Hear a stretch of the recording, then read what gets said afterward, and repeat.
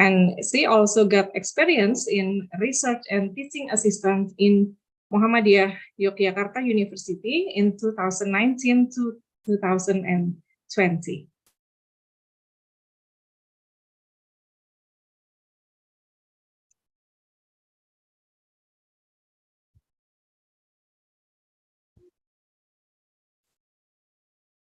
All the honorable audience, United Nations Environment Program UNIP define a green economy as one that results in improved human well-being and social equity, while significantly reducing environmental risk and ecological scarcities. In its impulse expression, a green economy can be thought as one which is low carbon, resource efficient, and socially inclusive. And today we will deeply discuss about the impact of green economy implementation to governance and policymaking. And now let's start this with discussion with the first presentation, which will be delivered by Associate Professor Halimah Binti Abdul Manaf. To Associate Professor Halimah Binti Abdul Manaf, the time is yours.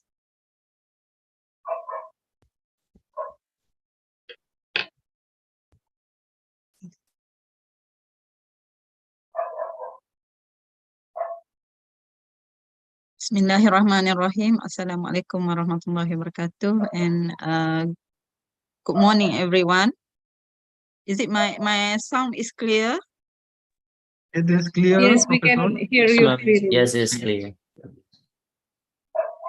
Okay, the Honorable Dr. Takdir Ali Mufti Dean of FISIP, Fakulti Ilmu Sosial dan Ilmu Politiks, Universitas Muhammadiyah Yogyakarta, Mr. Shakir, as a Director of IGoF, Dr. Tunjung, Head of Department Government Studies, Dr. Reni as a Moderator for the session, all the panels, and ladies and gentlemen. First of all, thank you for inviting me on behalf of School of Government. We are really appreciate the session and feel delighted to share Malaysia experience, especially in terms of green economy. Without further ado, let me discuss our session today.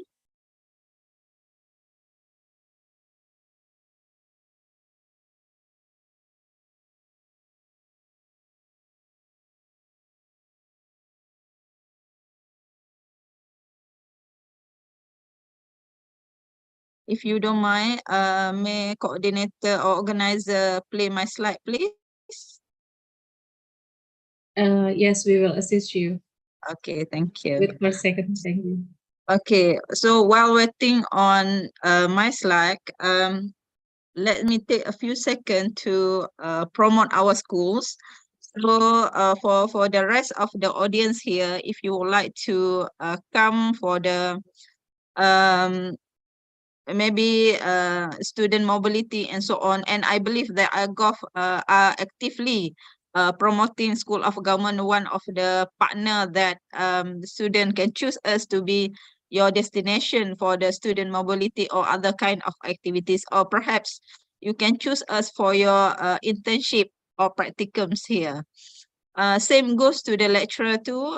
We are open for staff exchange and also for the guest lecture. And if you're looking for the venue to share your expertise and session, so we are really delighted and open our door for more for more visiting from students as well as from lecturers, not only from IGoF or Universitas Muhammadiyah Yogyakarta, but we also open to all the participants today. In fact, we are inviting speakers too from universities, Philippines and from Thailand. Please send, and perhaps you can go to our website, School of Government, University Utara Malaysia, to look at on the programs that perhaps it meet and suit with a program undertaken by your student or your staff.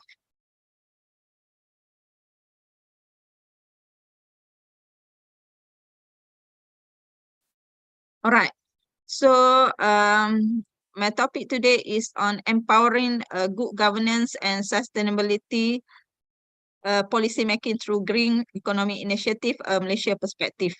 So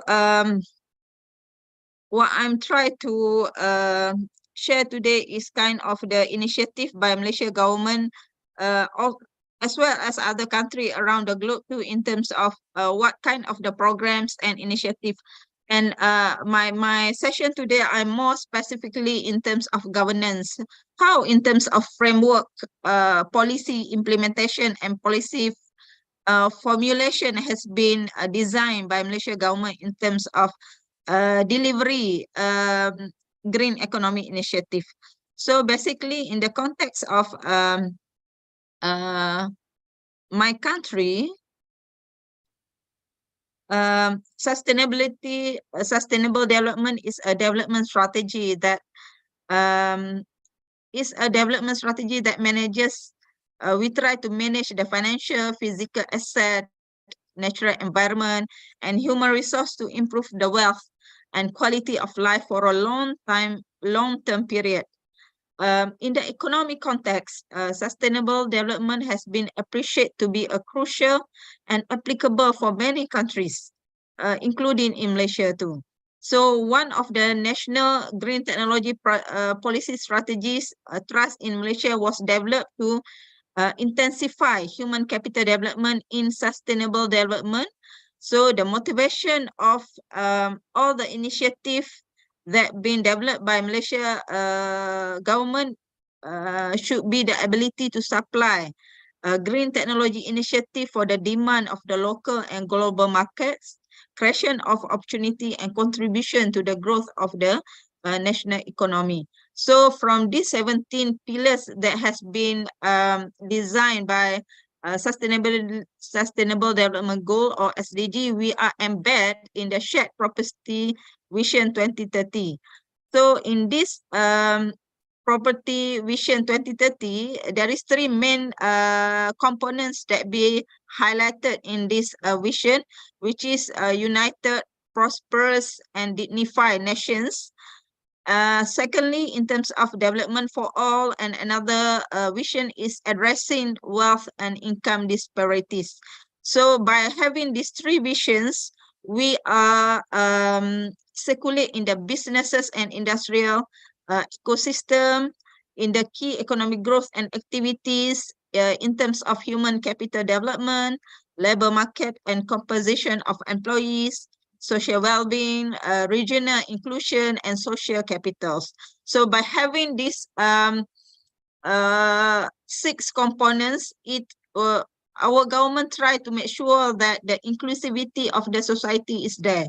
It means that there is no one left behind.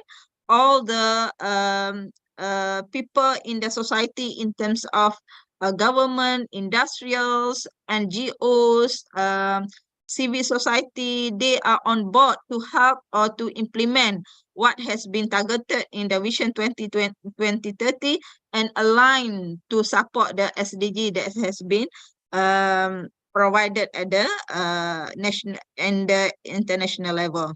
So by looking on this Shared Property Vision 2030, we can see that the continuous improvement in terms of green economy has been execute, and we can see the average proportion of GDP between 2016 and 2019 is 20.7%. So the average of proportion of GDP, or we call it as government green procurement, to total government procurement for the selected green product and services was 20.7% between 2016 and 2019, which is exceed the target, which is 20% only. So what kind of the services and tools that been listed in the government green procurement, which is when government would like to award procurement to the or select the contractor or the tender, then they will focusing more on the green element has been embedded in the project or activities proposed by the contractor or the supplier.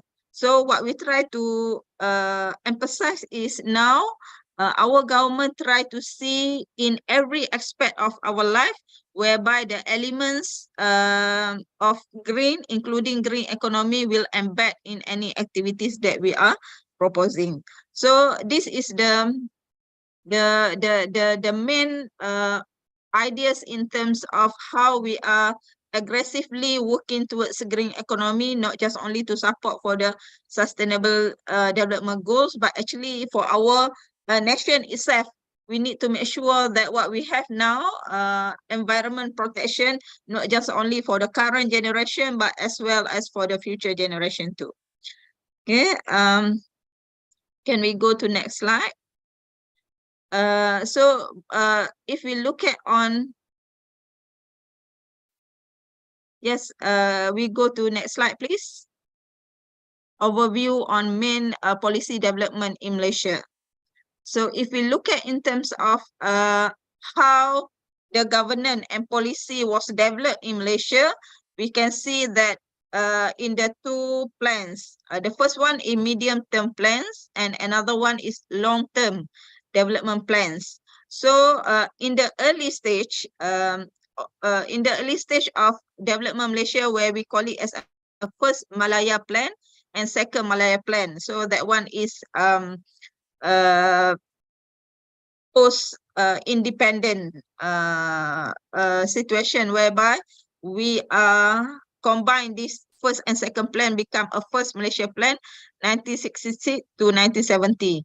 So this particular plan, although at the early stage of the development of country, most of the effort goes towards economic development, but still the elements of the development need to be considered in terms of protection environment too.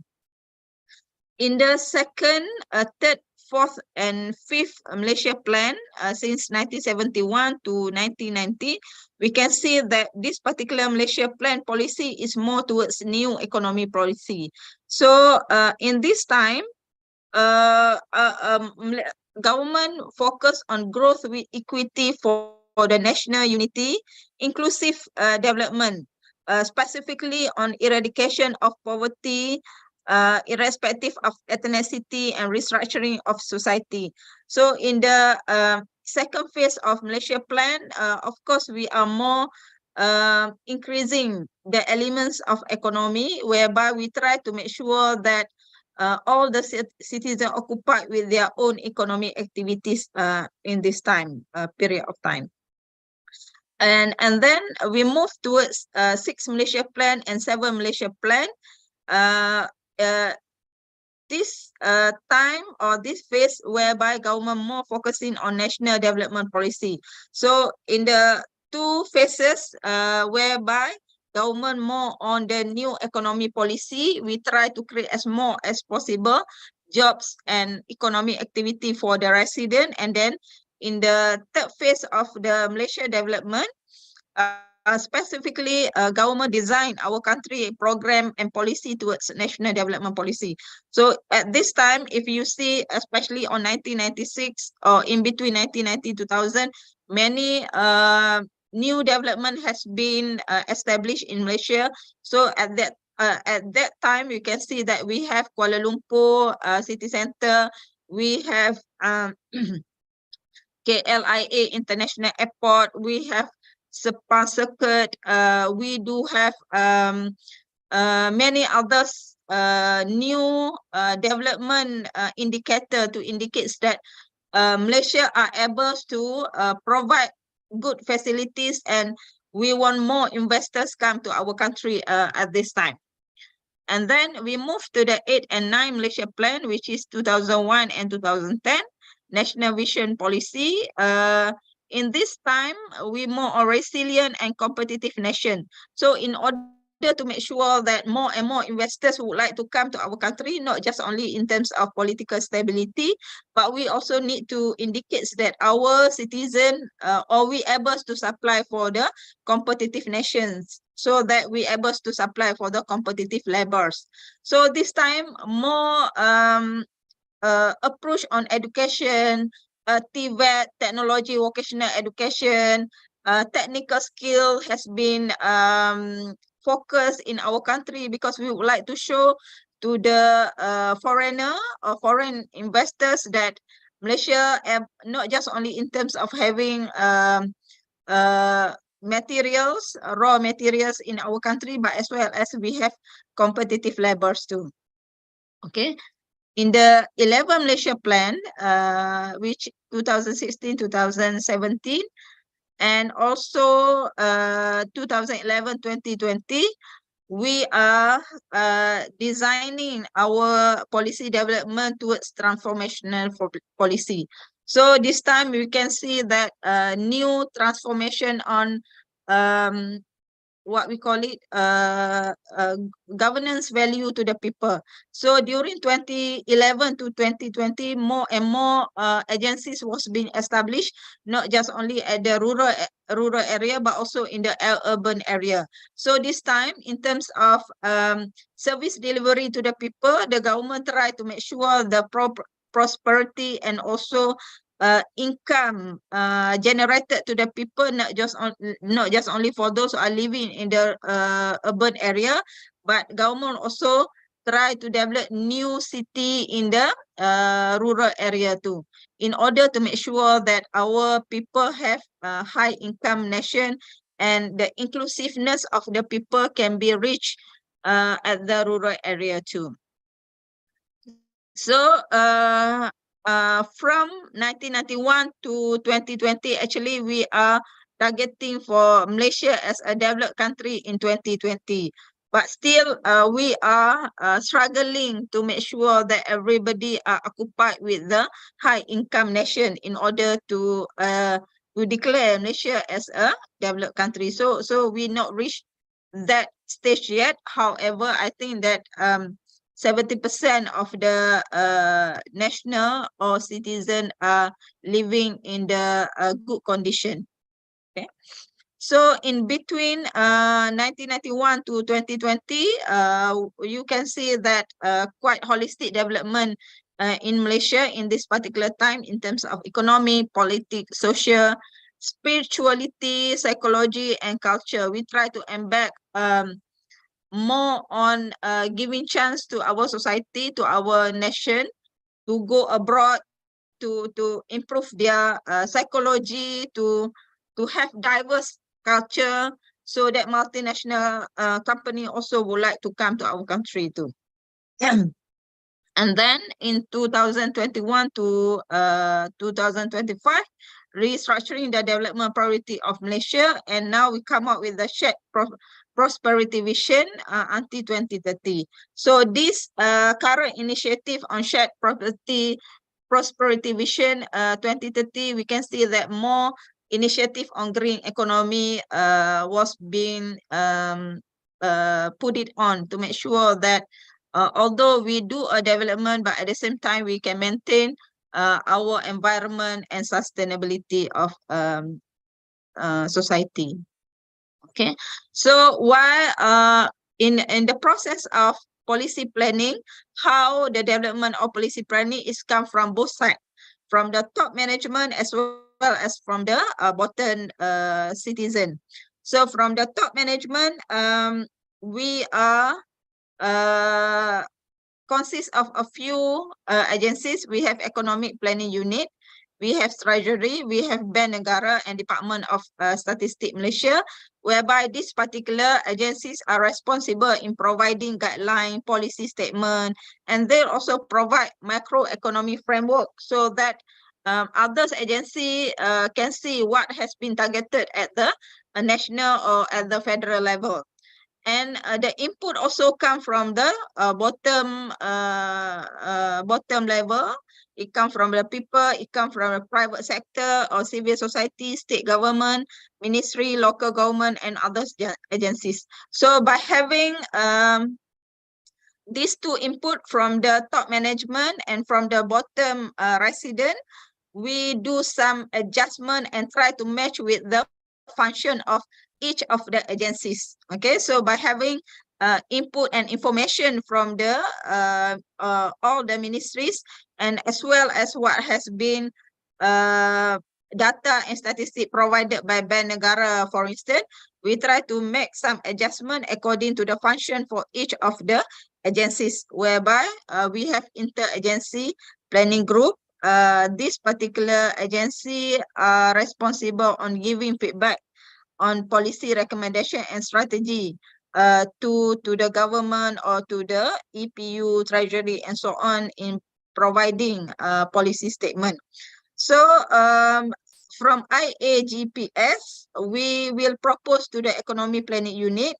So EPU will discuss in the National Development Policy Committee, and they will send to the Prime Minister Special Committee, particularly in terms of economics and cost of living advisor. So this particular special committee will do a discussion and provide a paper. If they agree at this level, they will bring to cabinet for the debates. And if it agree, then bring to the parliament for the endorsement. So this kind of the policy planning process that involve in Malaysia. So specifically on, let's we move to another slide, please, on Green Economy Initiative in Malaysia. Okay, in terms of specifically on Green Economy Initiative, in Malaysia, we have what we call it Malaysia's National Plan on Green Economy, where Malaysia's strong commitment in implementing sustainable development is articulated in the country's development agenda through the medium-term plan. As I mentioned just now, how policy was being developed. So we are through medium and also long-term Malaysia plan. It is undertaken through three approach. For instance, strengthening the institutional framework, formulation of national policy, and implementation of specific program. So by having this three approach, then government will do evaluation. From the evaluation, we will strengthening the institution framework. So this Malaysia economy, what we call it, from this economy, Malaysia National Plan on Green Economy, we can see that the specific Malaysia Plan, like 9 Malaysia Plan, 10, 11, 12 Malaysia Plan, each of the plan, they have the specific statement to indicate that, for instance, what kind of the policy statement that has been highlighted in each of the Malaysia plan to indicate in terms of green economy initiative. I took one example here, for instance, under the 10 Malaysia plan. In this 10 Malaysia plan, the government has introduced quite firm framework of awareness, financial infrastructure, research and marketing, which outline the government approach toward creating a comprehensive ecosystem for environmental sustainability. So in this framework of awareness about the green economy, what we are doing, the first one is about awareness. So this concept of the framework introduced the need for all Malaysians to accept the shared responsibility of environmental protection and conservation. So this policy direct household, office, and industrial to segregate their waste and also encourage them to save on utilities such as electricity. Cooperative effort will also be pursued with the private sector and civil society organization to raise conscious on this need. And then the second phase is in terms of faculty.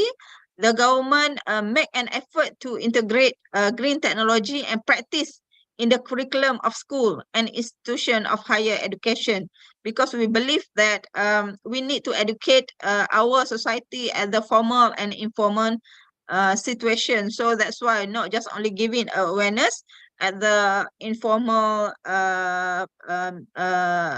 platform, but also we need to include in the syllabus in order to make sure that we able to educate our young society too.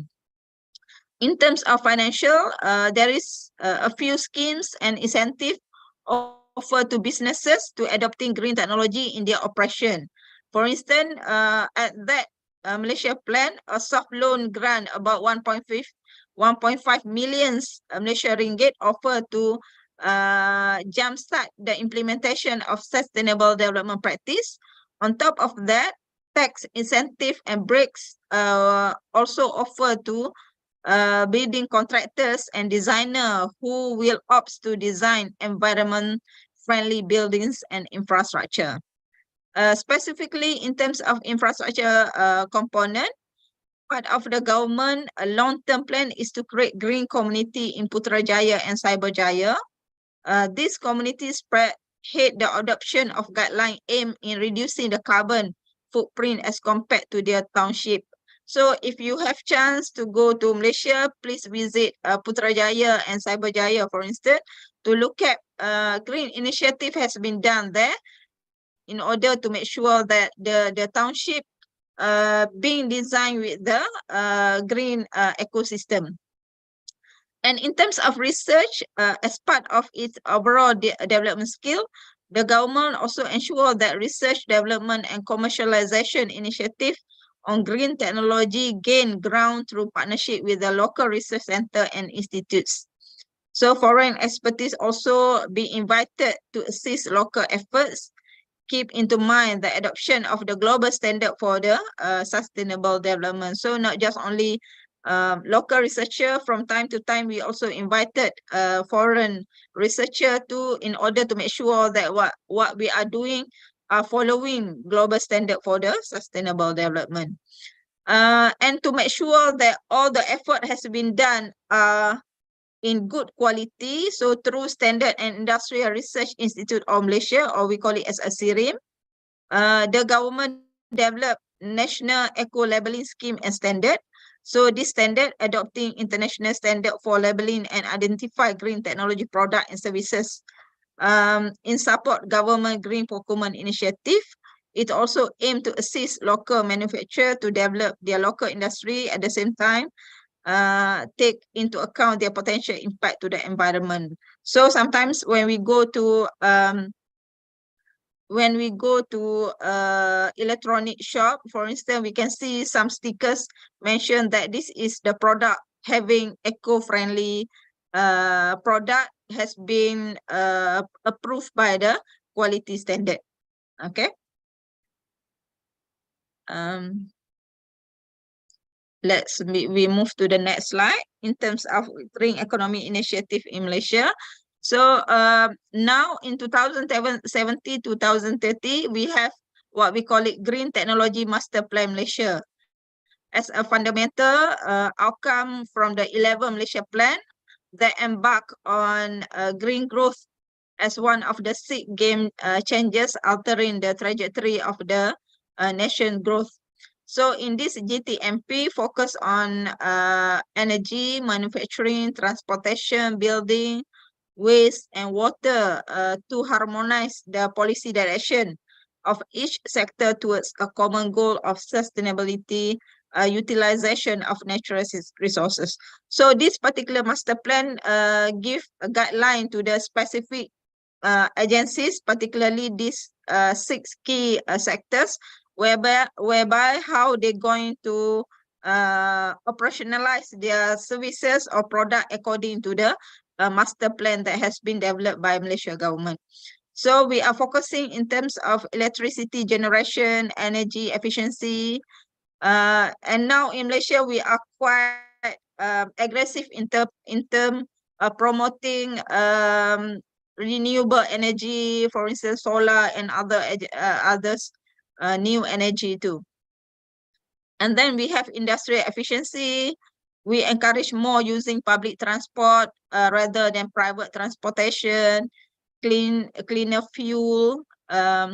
We also promote for the green building design. That's why, as I mentioned just now, in fact, our government also giving a tax reduction for those who are comply with the green building design, sustainable construction practice, green building materials, and then we have waste treatment and disposal, resources recovery. In fact, some days we are declared as no plastic day, and more our society now bring on their Tupperware when they go buy food, so no need to use plastic or paper from the shop or store or from the canteen. They can use Tupperware that they bring from their home. Okay, we also doing integrated river basin management, water treatment and distribution technology, water utilization technology, water harvesting technology. And in our schools, we also have the group of the researcher also doing on water harvesting at the village. So we go to the village and educate our villages in terms of we are store rain water, and we can use that one for the harvesting and daily use too. Wastewater treatment technology. So in the GTMP, the key area target for the mainstreaming of green technology. And then 5 GTMP strategic trust for the development of conducive ecosystem. In green technology growth, we are focusing on the promoting and awareness consists of various level of society for the businesses, for the outsider, whereby we have International Green Tech and Eco Product Exhibition Conference. We are collaborate with primary and secondary education institution to promote an awareness. And then secondly, we have market enables. We have government green procurement, green initiative, innovative financial, green cities. In fact, in the what we call it residential area, we do have the competition in terms of the green resident area too. And then we have international collaborations. Strategic trust number 3 on human capital development. So we provide capacity building in the public sector, capability building in the private sector, collaboration with the higher education institution. So we growth more youngsters to involve with the volunteerism, particularly in the environment protection. And then 4th trust is research, development, and commercialization. By having public and private partnership, what kind of the technology and new models prototype that we can provide in order to build green ecosystem friendly. And last one is institutional framework, whereby governance and policy leadership must be timely with what has been expected by government. Same goes to the policy planning too, must be have clear policy planning so that leader for each institution able to execute what has been designed in the master plan successfully in their agencies. Okay, we go to next slide in terms of My Hijau Mark. So this is the current initiative that has been proposed by Malaysia government, whereby we produce My Hijau Mark registration to indicate that this particular industry, My Hijau Mark is Malaysia official green recognition endorsed by Ministry of Natural Resources, Environment and Climate Change via its Agency of Malaysia Green Technology and Climate Change Corporation, bringing together certified green product and services that meet local and international environmental standard under one single mark. So this program has been improved since 2012. And to manage My Hijau Mark and directory with responsible for the promoting, business advisory, verification, and monitor of certificate green product and services. So registered green product and services will be listed in the My Hijau directory, which as a reference for green procurement, including government green procurement, green initiative, and related green technology initiatives too.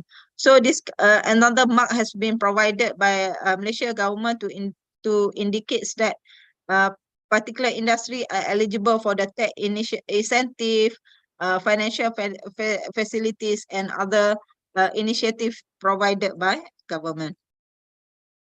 Okay, in terms of green economy indicator for Malaysia, so we move to another slide. So by having all kind of the green government initiatives, so we look at in terms of economy indicator. Malaysia has been selected as one of the pilot countries for development account project supporting developing countries measures program toward achieving a green economy by United Nations Statistics Division in between 2014 and 2015.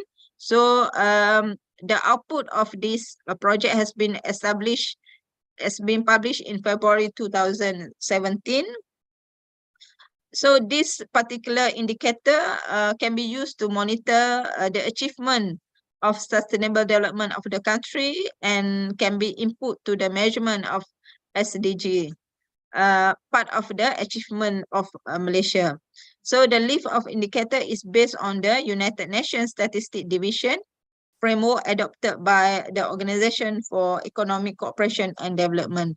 So in this GEI have 79 indicator, including in terms of carbon emission, energy intensity, renewable energy, forest area, agriculture production, usage of chemical fertilizer. So this is kind of the indicator to indicate either our green initiative have economy values and so on.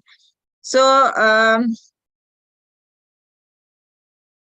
let's we move to the another slide. We would like to see the way forward on green economy development initiative in Malaysia.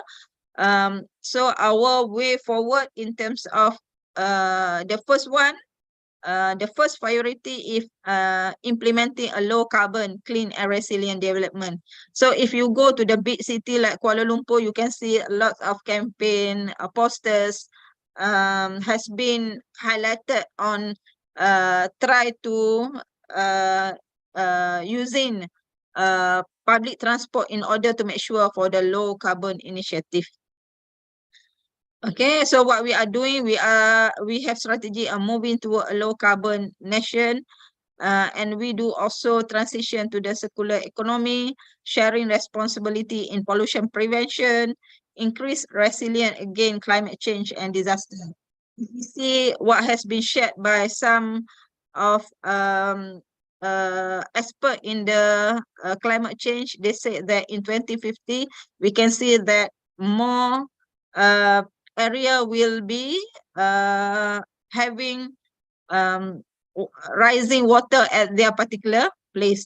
And in fact, in Malaysia nowadays, we can see kepala air or disaster flood flood started happen in some areas that 5 or 10 years ago we never having flood experience, and but nowadays more and more areas has been involved with the flooding. So this is kind of the awareness that we need to make sure all people are responsible, take responsibility, and we try to protect in terms of disaster and climate change. Secondly, managing natural resources efficiency to safeguard the natural capital. So we conserving natural ecosystem and protecting conserving specific genetic resources. Some area we are protecting and not allow for the public to make sure the sustainability of water resources. Third component is in terms of strengthening enabling environment for effective governance.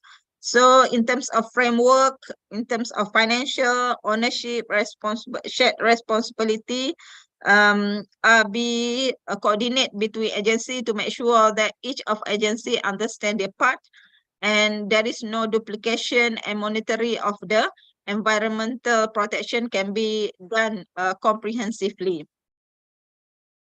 Okay, I think I go to the conclusion whereby we would say that sustainable development is principle for green economy development initiative, not just only to improve environment sustainability, but I think in order to make sure that we can keep a good environment, green environment to our future generation too.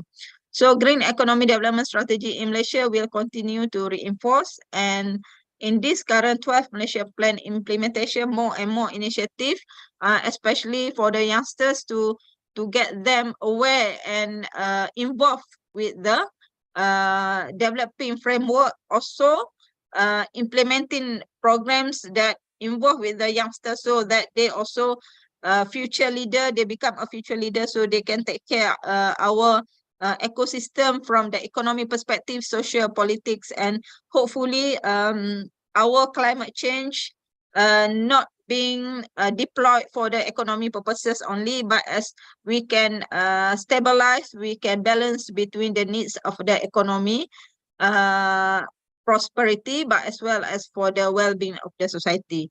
With that, thank you very much for your listening, and I'm happy to share the session with you. Thank you. You're welcome, and thank you very much for Dr. Halimah Abdul Manaf. And dear honorable audience, before we start the second presentation, already joined us Dr. Tunjung Sulaksono, SIGoPSS, the head of the government study program. Dr. Tunjung Sulaksono, please give a little speech for a minute. Dr. Tunjung, time is yours. Thank you. Okay, thank you, Dr. Rani, for giving me this very precious opportunity. Assalamualaikum warahmatullahi wabarakatuh. Good morning, honorable guests, distinguished speakers. We have with us this morning Professor Takdir Ali Mukti, the Dean of Faculty of Social and Political Science, Universitas Muhammadiyah Yogyakarta. And also we have Dr. Sakir Wijaya, the Director of IGoPSS. We have also Professor Muhammad Febriansyah from University Sains Malaysia, Professor Leslie Lubos from Bukit University of the Philippines, and also Professor Halimah binti Abdul Manaf from University Utara Malaysia. And also we have Professor Aung Wintun, Maidol University, Thailand, Dr.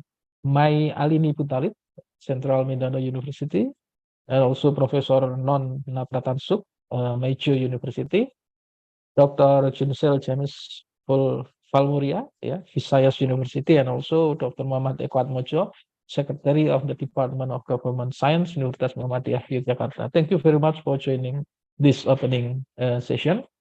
And also a very good morning to all dear participants in this opening session. This year, IGoPSS was attended by at least 42 participants from several countries, the Philippines, Thailand, Malaysia, and also India.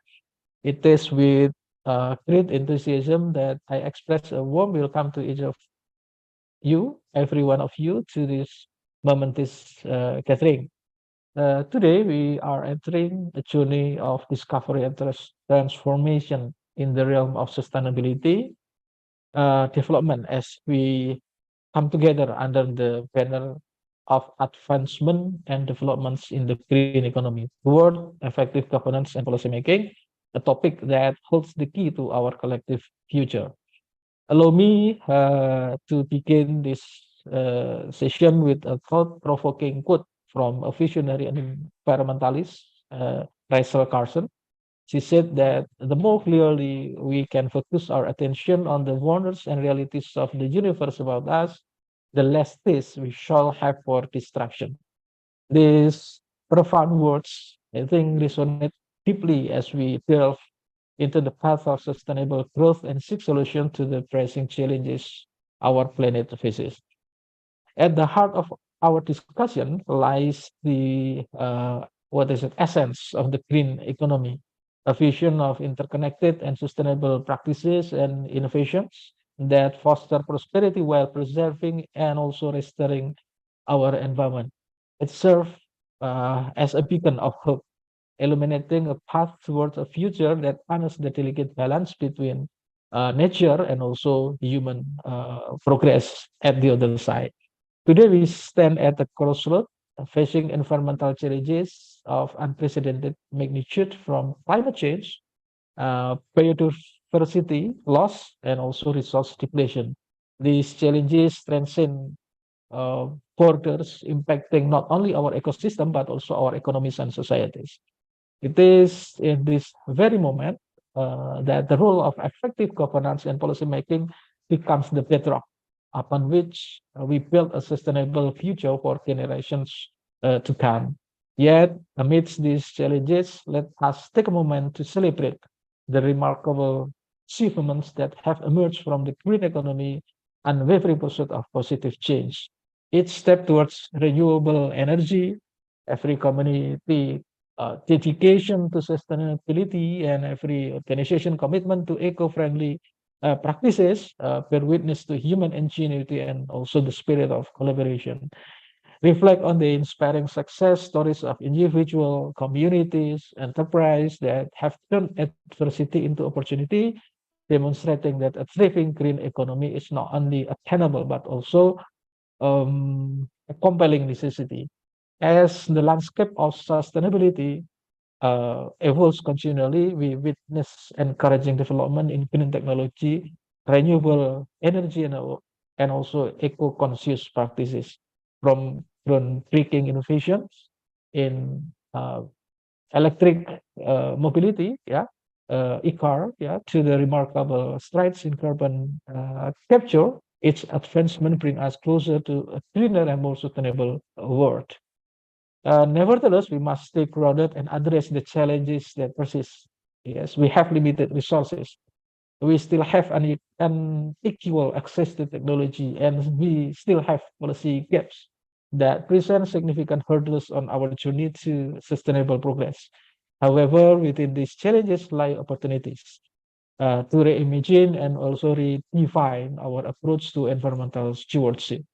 Ladies and gentlemen, we gather here today for the summer school program, or IGoPS, on advancement and development in the green economy that has been organized by the International Program of Government Affairs Administration, or IGOV, of Universitas Muhammadiyah Yogyakarta, Indonesia. This program stands as a beacon of hope. Through this program, we aim to equip each one of you with knowledge, with skills that needed to become agents of positive change in your respective fields. By participating in this program, you can expect to gain invaluable insights into the interconnectedness and also environmental, economic, and social dimensions. Our aspiration is for you to leave this program equipped with a profound understanding of the green economy and the tools to influence positive change within your sphere of influence. As we approach the closing of this event, I extend my heartfelt gratitude to each of everyone of you for joining us this pivotal discussion. Together, we embark a journey of hope and optimism, a journey that promises a better world for generations to come. With deep appreciation, I thank you for being a part of this extraordinary endeavor.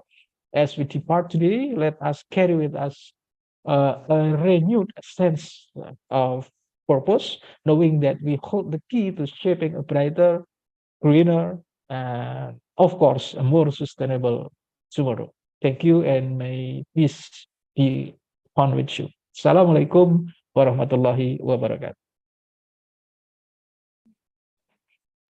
Waalaikumsalam warahmatullahi wabarakatuh. Thank you very much, Dr. Tunjung Sulaksono, for the speech. And now we continue to the second presentation, which will be delivered by Dr. Christine B. Tinorio. Dr. Christine, the time is yours.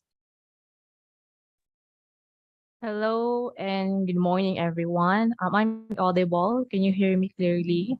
Yes, ma'am. Yes, your voice we very can hear clear. you clearly. Okay, can you share screen my slide, please? Yes, we will assist you. Okay, let me begin by welcoming all of you again in the fourth International Government and Politics Summer School of the Government Affairs and Administration of Universitas Muhammadiyah Yogyakarta. And thank you, Ms. Rainey, for that kind introduction. So to our esteemed University Rector, Professor Dr. Gunawan Budianto, Vice Rector for Cooperation and International Affairs, Professor Dr. Ahmad Normandy, Dean of Faculty of Social and Political Sciences, Dr. Takdir Ali Mokti, Director of International Program of Government Affairs and Administration, Sakir Widu Wijaya, and OMEA Pasca Sarjana Dynamic Leaders, faculties, staff, and undergraduate students in different higher institutions, my warmest greetings to all of you. At the outset, let me express my sincere appreciation for the honor have been given to me as a presenter on topics related to advancement and developments in green economy towards effective governance and policy making. Next slide, please.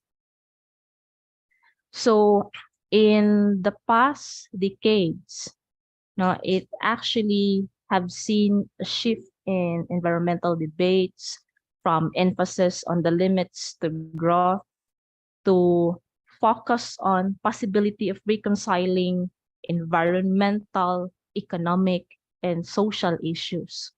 The most important challenge we face today are very obvious: eradicating poverty, improving our relationship with environment, addressing the potential negative impacts of global climate change, and really creating a new path for sustainable development.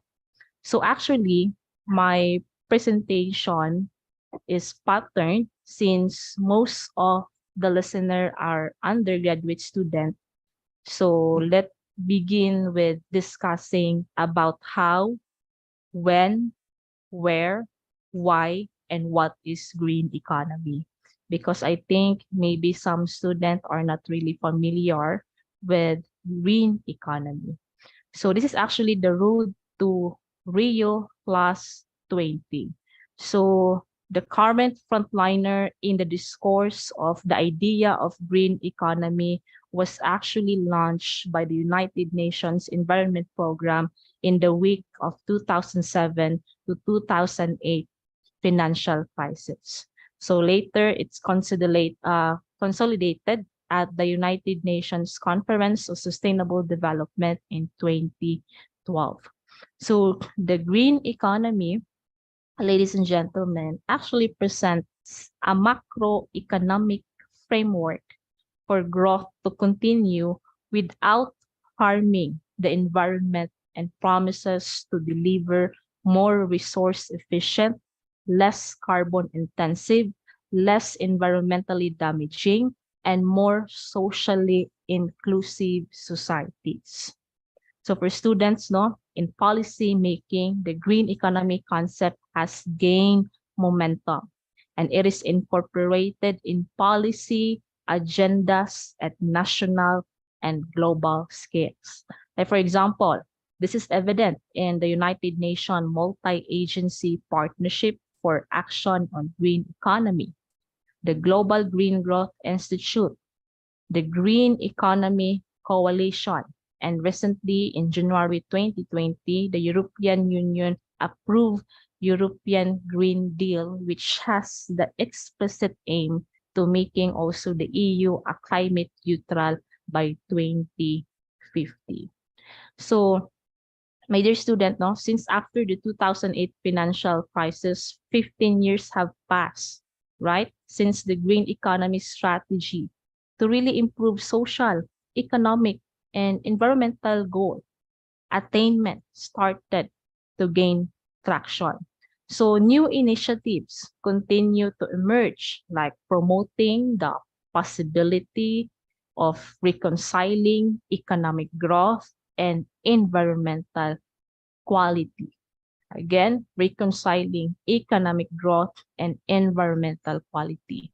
So the spread of green economy concept across academic fields, like, for example, environmental economics, ecological economics, engineering, geography, and political ecology.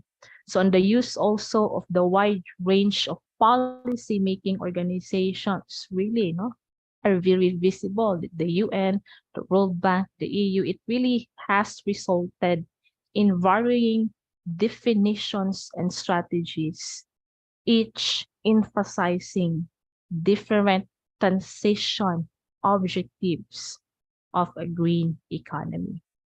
Next slide, please. So the green economy background. So the green economy has its roots in a long-standing and more general debate on what we call the limits to growth. Okay, I hope you actually take that in your mind. No? So the limits to economic growth were discussed as early as 1798 when Thomas Malthus published an essay on the principle of population, in which he cautioned against the possible future detrimental consequences of continued population growth, which did not align with the available food resources. Okay, so in 1865, economist William Stanley Gibbon questioned the environmental benefits stemming from technological improvement. So concern over limitation on natural resources had largely subsided, in which as economists, they really argued that capital and technology would allow for substitution of natural resources. So issues of resource scarcity and environmental consequences of continued materialization came to the head of also the non-profit organization. So in the Club of Rome published the report, Limits to Growth. This kind of report was the first model of how economic growth affected depletion of resources as well as the water and the soil quality. So the report established that economic growth, which increases exponentially with the population growth, could not be sustainable. Okay, since the resources required to sustain this growth are limited. So increasing scholar all pointed to the impossibility of the continued population growth on our finite planet. You mean by finite planet? Limited planet. Population growth, limited planet. No, I hope everybody already have the idea of what's really a green economy. So in 1972, the UN Conference on the Human Environment was held in Stockholm. The aim of addressing economic development without compromising environmental quality. So the conference marked the start of international environment governance and resulted in the Stockholm Declaration establishing the United Nations Environment Program. So in 1987, the UN World Commission on Environment Development really resulted in the report of Our Common Future, or also known as the Brundtland Report. I think some are familiar with this. This actually contains the most widely accepted definition of sustainability, which means development that meets the needs of the present without compromising the ability of the future generation to meet their own needs.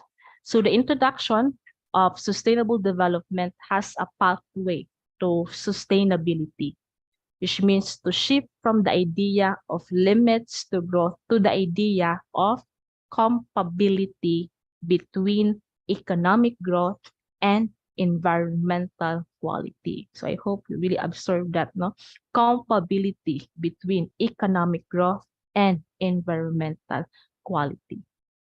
So yes, the aftermath of the financial crisis in 2007 to 2008 really saw a rise of strategies focusing on really compatibility of economic development and environmental quality, as well as increased promotion of green economy based on the green growth and green jobs.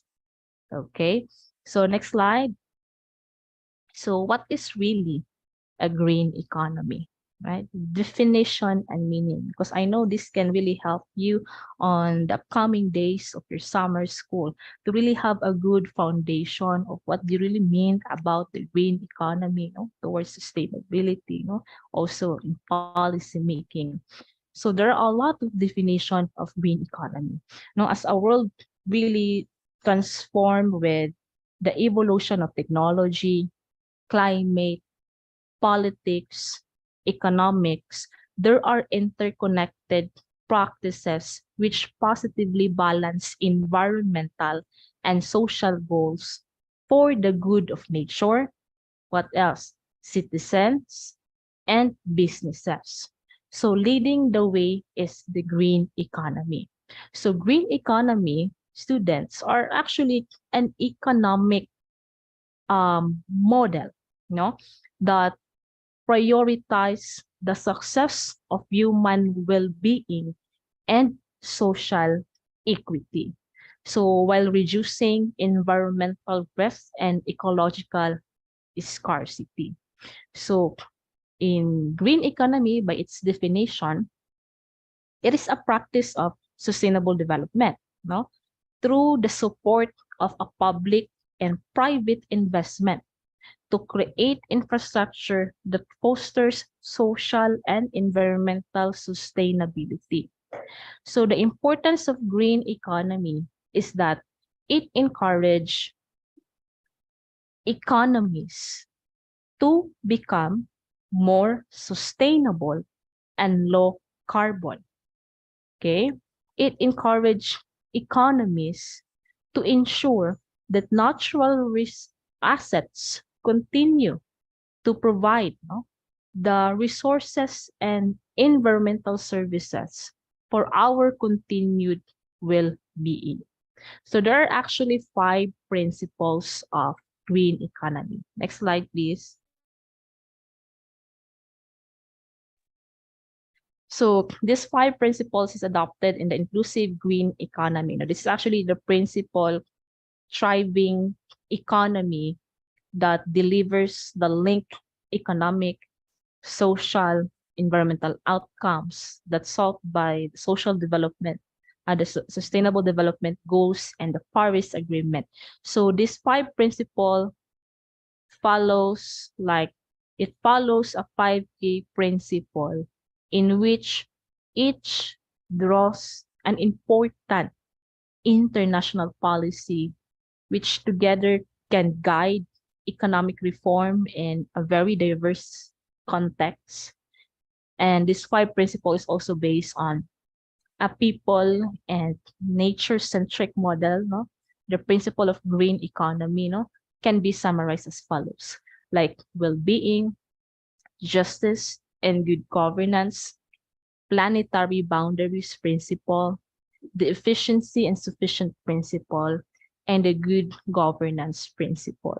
So I actually included 5 principles of green economy because as an educator, I really want my students to have a good foundation, really, of the philosophy, the theories, of a certain concept. Next slide. So we will start from well-being. How does green economy? Well-being is a principle of green economy. So well-being it promotes that to achieve green economy, a people-centric model. The green economy seeks to allow everybody to increase their well-being, not just in economic terms, but also in terms of human, social, physical, and cultural capital. So principle of green economy and well-being prioritize investment and access to sustainable natural system, infrastructure, knowledge, and education needed for all people to prosper. So principle of green economy in well-being, ladies and gentlemen, it prioritizes access to knowledge, education, more environment-friendly production technologies and processes, and sustainable infrastructure, allowing people to prosper while treating nature and our natural resources sustainably. So to green economy, the people-centered, its purpose is to create genuine and shared prosperity. So it focuses a growing wealth that will support well-being, right? So this is a wealth that not merely in financial, but also includes the full range of human, social, physical, and natural capitals. So it offers opportunities for green and decent livelihoods, enterprises, and jobs. So well-being principle in green economy, it's built on collective action for public goods, yet it is also based on individual choices. Next slide, please.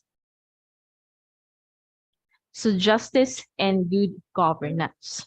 So in justice and good governance, the green economy promotes good governance because it is founded upon accountability, transparent, and resilient institution. The economy promotes equity within and between generations. The green economy is inclusive and non-discriminatory.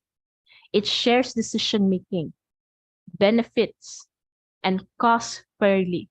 It avoids elite capture, especially supports women's empowerment. So justice and good governance as a principle of green economy really promotes like devolved decision making and open dialogue. So it is just like keeping vested interests out of decision making process. So this require a broad public support. Okay, it encourage collaborative approaches to problem solving. What else? It promotes equitable distribution of opportunity and outcome, reducing disparities between people, no, while also giving sufficient space for the wildfire and wilderness. It takes a long perspective on the economy, creating wealth and resilience that serve the interests of the future citizen while also acting urgently to tackle today's multidimensional poverty and injustice. So this is actually what it takes in the principle of justice and governance in green economy. Next slide. So the third one is the planetary boundary principle. So the economy in this principle encourage or economy safeguards, restores, and invests in nature. Okay, so the inclusive green economy, my dear students, recognize and nurtures nature's diverse values, like functional values providing goods and services that underpin the economy, nature's cultural values that underpin societies, and nature's and ecological values that underpin all life itself. So, in this principle, it acknowledged the limited, again, the limited natural capital with other capitals. This kind of principles employing precautionary principle to avoid the loss of critical natural capital and breaching again to ecological limits, including the climate stability. So the planetary boundaries principle, a principle that invests in protecting, growing and restoring biodiversity, soil, water, air, climate, and other natural system. So this kind of principle is innovative in managing natural system, informed by the properties such as circularity and aligning with the local community livelihood, which should be based on biodiversity and natural system. All right. So next slide, please. The efficiency and sufficiency principle. So the economy is geared to support sustainable consumption as well as sustainable production. So the low carbon development, The green economy is based on the use of renewable energy sources like the solar, the wind, the hydroelectric, the hydrogen that generate to little or no amounts, okay, of a low carbon economy is also one that encourage extensive electrification, which means with the energy produced sustainably from renewable resources in the industry mobility and other aspect of life. So um, in an inclusive green economy sh- should be a low carbon, resource conserving, diverse, and circular. So a green economy in this kind of principle embraces new models of economic development that enable economic growth without raising resource consumption that will reduce negative social and environmental impacts. So green economy in this principle recognize that there must be a significant global shift to limit consumption of natural resources to physically sustainable levels if we are to decarbonize economies and remain within planetary boundaries. So it recognizes a social floor, okay, a social floor in which the basic goods and services consumption that is essential to really meet the people's well-being and dignity, as well as the unacceptable peaks of consumption. All right. And the last principle of green economy is about, next slide, good governance principle. So in good governance principle, it's very obvious, no? The economy is guided by integrated, accountable, and resilient institution. An inclusive green economy is evidence-based. Its norms and institutions are interdisciplinary, deploying both sound science and economics along with local knowledge for adaptive strategy. So good governance principle in green economy is supported by institutions that are integrated, collaborative, coherent, no, horizontally across the sectors and vertically across governance levels, and with adequate capacity to meet their respective rules in effective, efficient, and accountable ways. Good governance principle of green economy requires public participation, prior informed consent, social dialogue, transparency, democratic accountability, and freedom from vested interests in all institutions, public, private, and civil society. So, which means that it really enlightened, no, leaders in complemented by the social demands. So it also promotes devolved decision making for local economies and management of natural system while maintaining a strong common and centralized standards, procedures, and compliance system. So that's what it takes for 5 principles of green economy to really, slowly succeed in adopting green economy. Next slide, please. So for us to really capture what is really an idea of a green economy, here are some examples. So what are examples for green economy? So green economy examples in terms of action taken by people and everyday lives include first choosing local, 0 kilometer agriculture produce made following organic methods without the use of chemical pesticides and fertilizers, for example.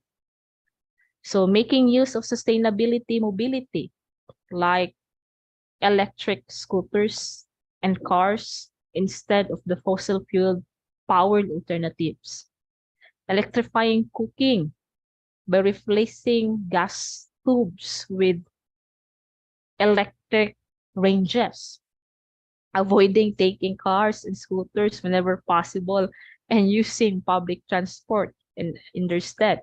Recycling lithium batteries, whose production requires environment damaging extraction of cobalt and lithium, and making lifestyle choices that can help decrease energy use, like keeping the air conditioners like very set high temperatures in summer should um decrease and avoid that. So these are very vivid examples, no, taken by Paul, no, by us.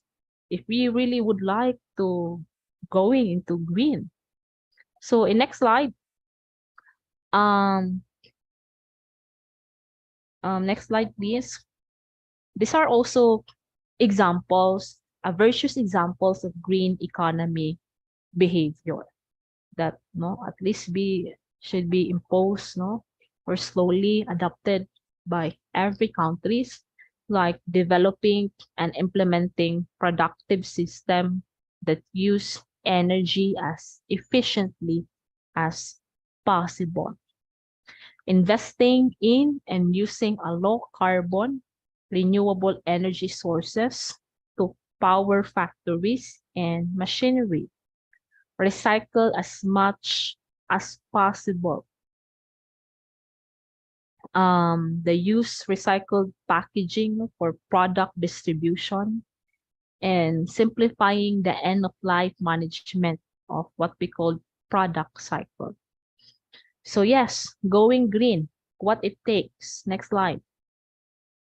These are actually some of the measures taken by the government. So there are actually wide range of measures that the government employ in pursuit of green economy. And most of the measure actually described here have a different variation. They have a different design of measures that makes a significant difference. Though some of the measures here has insignificant effects on the trade and investment and in terms of competition, but some of these measures also have particular relevance, no? This is actually adopted from Aaron Cosby analysis in the range of government measures when it comes to green economy. I will not really go through every each of this one, just random. So just for example, in the route to green economy, institutional level, like in institutional level, there should be measures on network of laws, norms, organization, that encourage a long-term and efficient management of the use of resources. Rationally with this one is a right combination of laws and incentives. Measures, for example, is to really reform, no? Reform of poverty right law, reform of property right law, the use of rules and regulations, use of negotiated and voluntary agreement, and etc.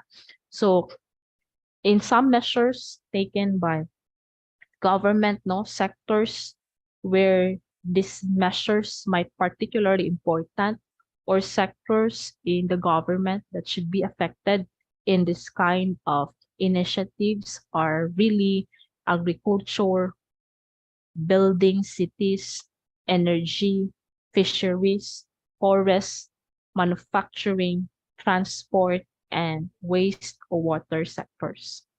Next slide. So measures on the economic side. So in economic side, it's obvious support for green sectors, like the rationally in some sectors, they should have a direct support on a specific infrastructure that require immediate change. or support in the infant green industries, because I know some of the countries already have the infant green industries or the babies green industries. So our economy should support that.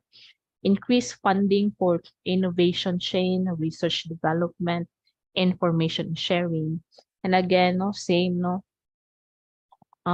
sectors that are really encouraged to practice these ones are the energy, the fisheries, the forest, manufacturing, transport, agriculture, building, so on and so forth.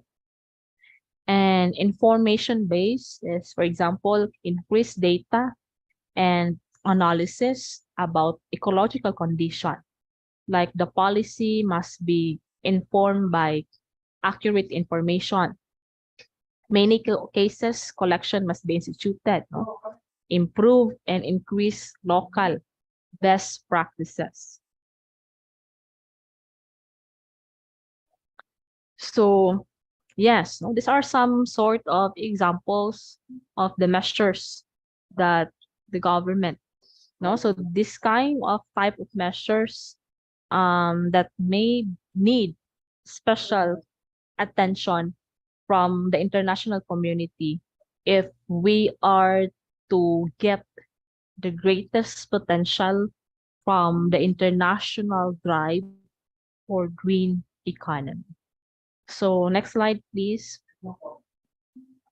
So the green economy transition.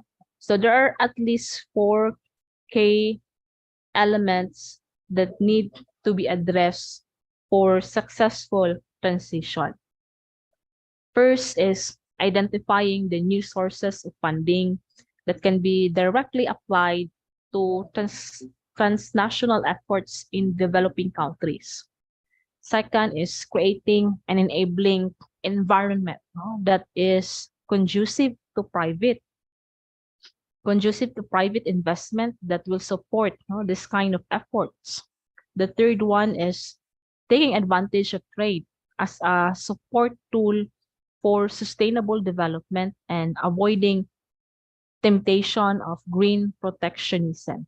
And the fourth one is designing a new and effective mechanism to transfer green technologies to developing countries. Okay, next slide. So the green economy is not a theoretical concept.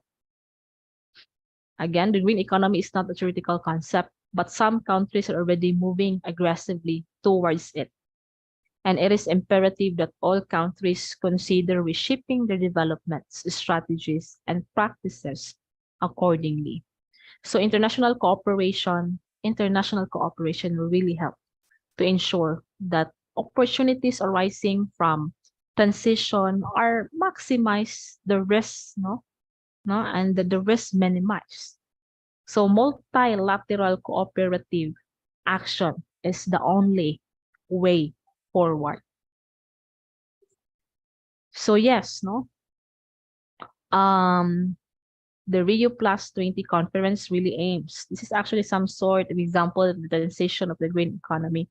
They aim to promote green economy concept in order to stimulate more rapid global progress on sustainable development.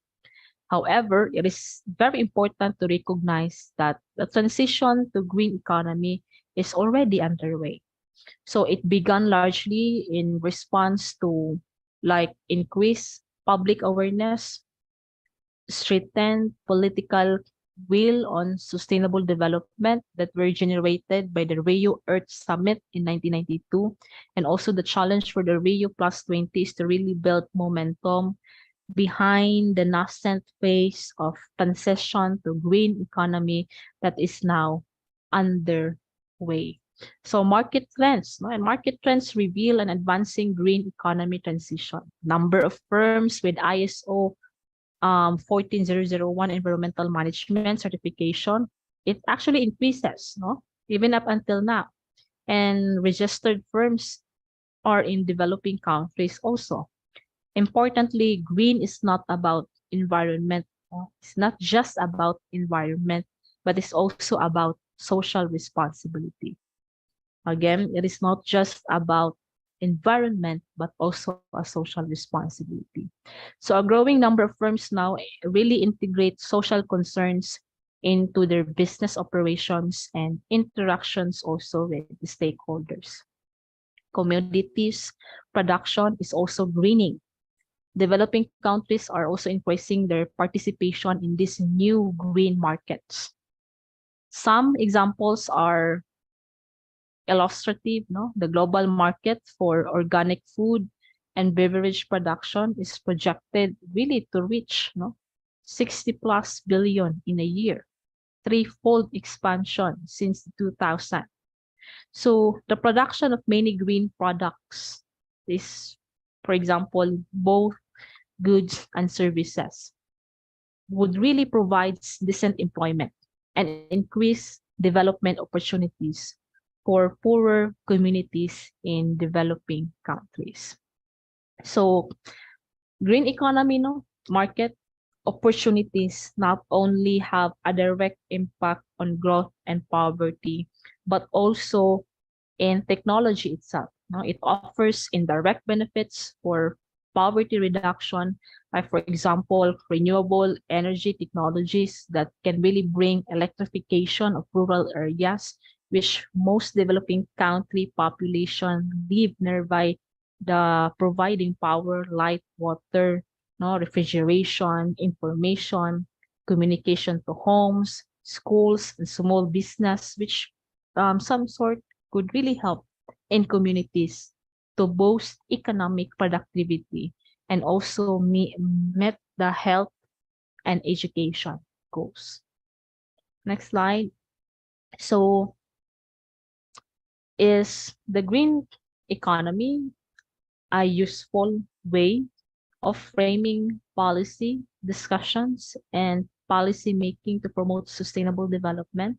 So I actually gathered different scholar viewpoint in this question because this question calls to mind to similar questions posed almost a lot of decades when the concept of environment economy was set forth. So namely, like, for example, what can the economy do to resolve our ecological problems, right? The economy already has enough trouble tackling its own problems with manifestly little success. But it would probably be as appropriate, if not more appropriate to us, is what can ecology do to resolve our economic problems? What can economy do to resolve ecological problems, and what can ecology do to resolve economic problems? So a lot of scholars have its viewpoint, and this which I will just share a little, like for example according to Sheng Folai, the head of the research and partnership and trade branch division of technology industries in UN Environment Program, Geneva, Switzerland. The scholar viewpoint on sustainable development has three pillars, like for example, the economic, environment, and social. And with this kind of viewpoint, for the scholar, there is a need to integrate these three dimensions. For example, economic, environmental, and social. Why? Because there is where the concept of green economy may help. Again, I hope you take that in your mind. Three dimension in which the green economy can help is the three pillars on economic, environmental, and social. So a green economy, my dear student, may vary, but if we agree on a one attribute of green economy, for example, seeking growth from pro-poor environmental investment, the concept that can help change the focus of the debate by reconciling the synergizing relationship of the different pillars in which the green economy could help. And also for Gary Flomenthold, a research associate of University of Vermont, Burlington, USA, is that for this scholar, the green economy is only useful if it deals with more environmental friendly products, which means green economy is likely to be vague to describe, to change that the need to be made. So caring, fair, efficient, and sustainable, no, might be a better descriptions of this kind of goal if we see.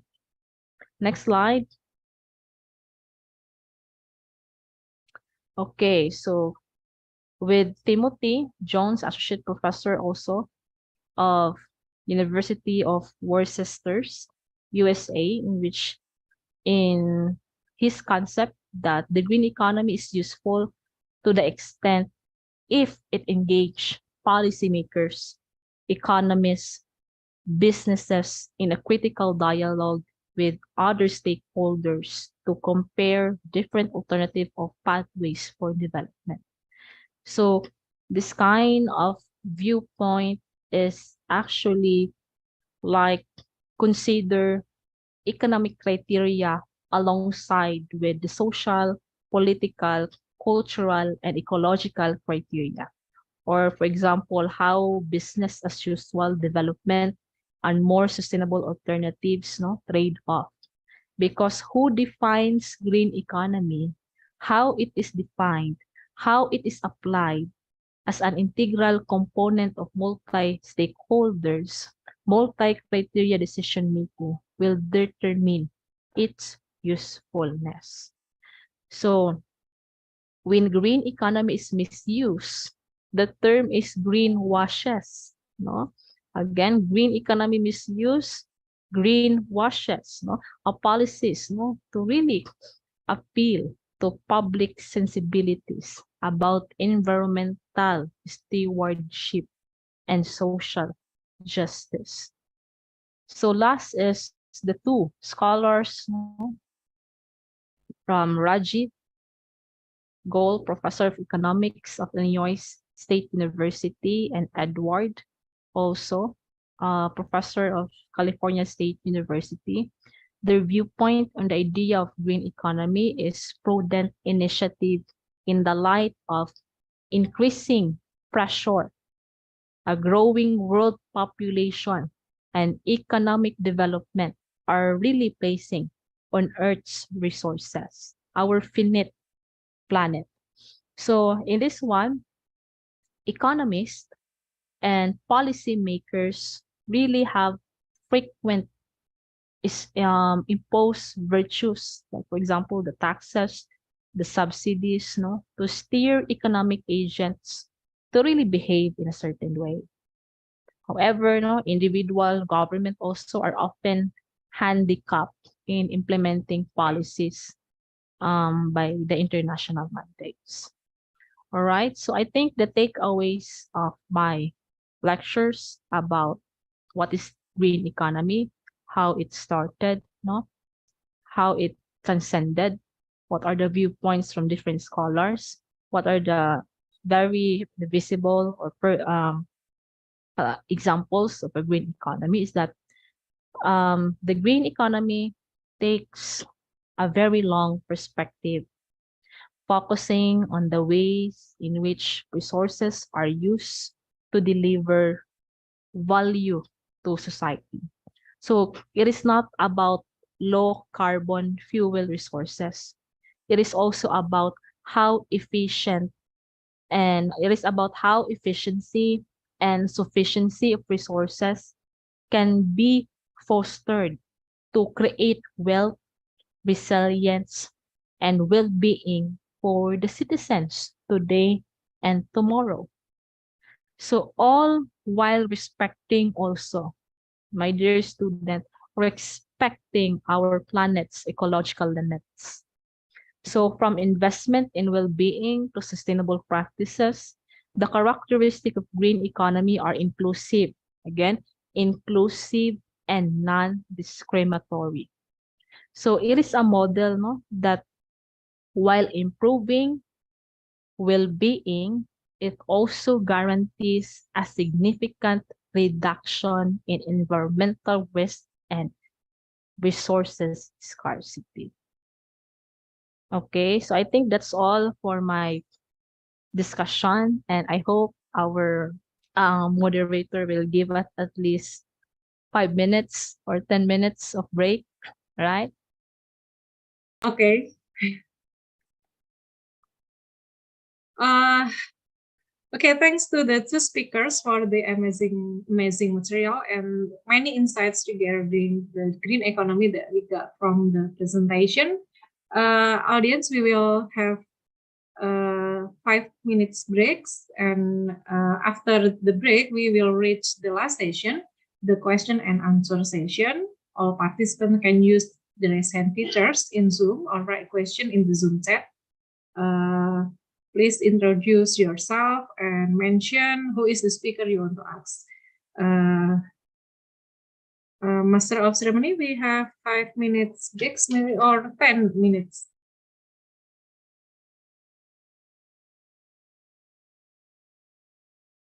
Okay, we have about 5 to 10 minutes break, and please prepare your best question.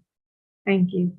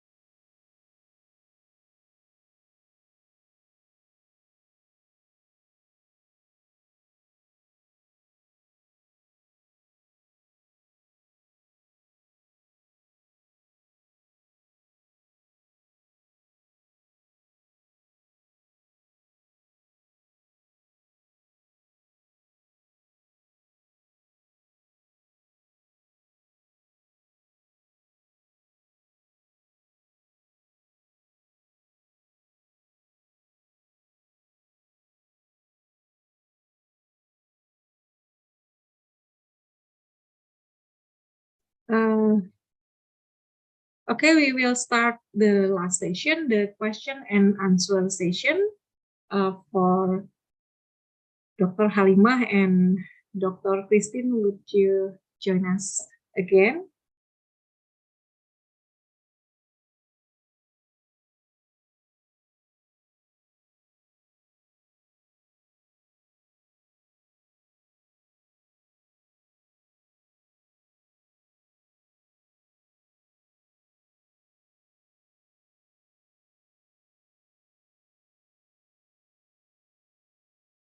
Okay, we have one participant who raised her hand, and we will wait for Dr. Halimah first.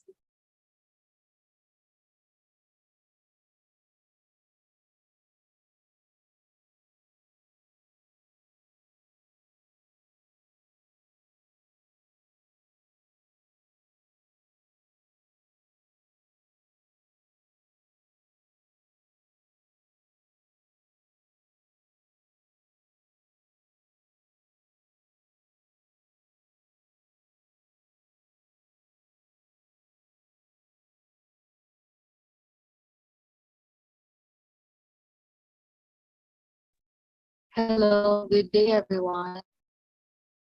Okay, hello. Brici Zarina Akbaya. Okay, you have raised your hand. Yes, Okay, would you please yes. introduce yourself and mention who is the speaker you want to ask, Dr. Halimah Abdul Manaf or Dr. Christine or both of them? So the time is yours. Good day, everyone. I am Ruchi Sarina M. Agbayani, and I am from Central Mindanao University. My question is for Dr. Tenorio about the green economy. So, ma'am, you have discussed the 5 principles of green economy. I would just like to ask, ma'am, among the 5 principles, what should come first, or what do you think is the most important principle of green economy? That would be all. Thank you. Okay, you're welcome. And Dr. Christine, would you like to directly answer or? All right, so thank you for that question. So I think no, with the all 5 principles are important.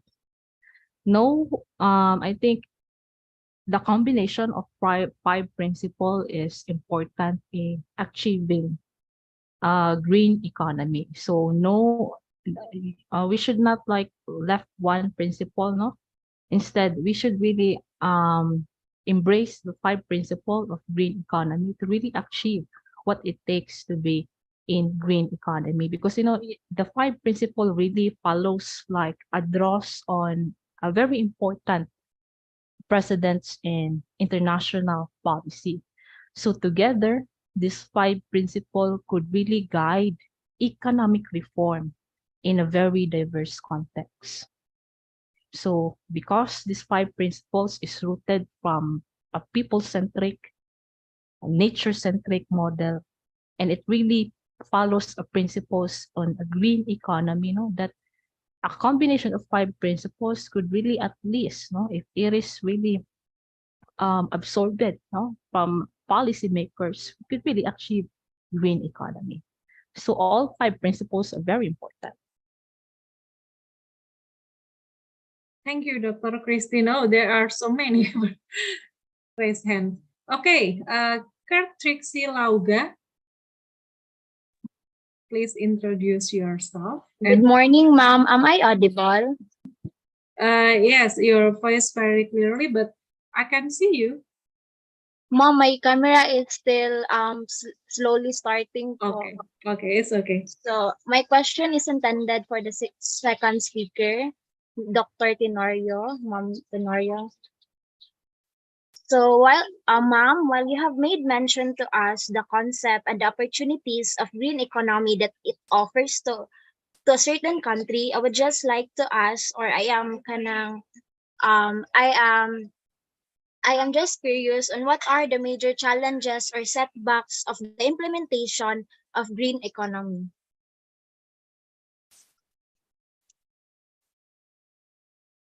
Can you repeat again the question? Yes, ma'am. So, ma'am, you have made mention to us the concept and the opportunities of green economy. I would just like to ask, ma'am, on what are the major challenges or setbacks of the implementation of green economy? Okay, actually, the challenges of the implementation of green economy, this actually relate mostly to really the limitation of financial and human resources. You know, a lot of the country still have a very weak regulatory frameworks, right?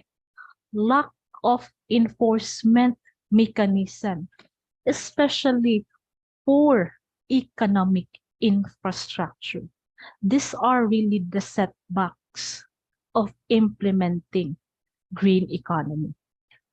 But no, even though there are strong economic, environmental, and social cases for investing in a green trade, but a number of important obstacles remain. And it's still no remain. That is why challenges facing in a green economy is really, for example, a very slow adoption of existing like energy policies to clean energy, right? Or maybe a slow project approval, especially that governments follows a very highly bureaucratic process, right? A very lack tailored solution to address unique environmental issues. No, if I can just take a day to talk about the setbacks in green economy, I can really use to, no? But again, those are some examples, right? That's it. Okay, thank you, Dr. Christine. Next, Milky Way, please answer your question. Good morning, everyone. I am Milky, and I am from Central Mindanao University, Philippines. So my question is for Dr. Tenorio, the second speaker of this event. So it was largely emphasized in her lecture earlier that the shift to a green economy does not only reshape a certain country's developmental strategies and practices, but also stimulate rapid global progress in pursuit of sustainable development rather. And a shift to green economy also provide opportunities for vulnerable and marginalized communities. However, we cannot deny the fact that there are myriads of structural barriers and systemic disadvantages well entrenched and deeply embedded within our society. So my question is, how can governments ensure that the transition to green economy does not disproportionately burden vulnerable communities and exacerbate existing social and economic inequalities? That would be all. Thank you.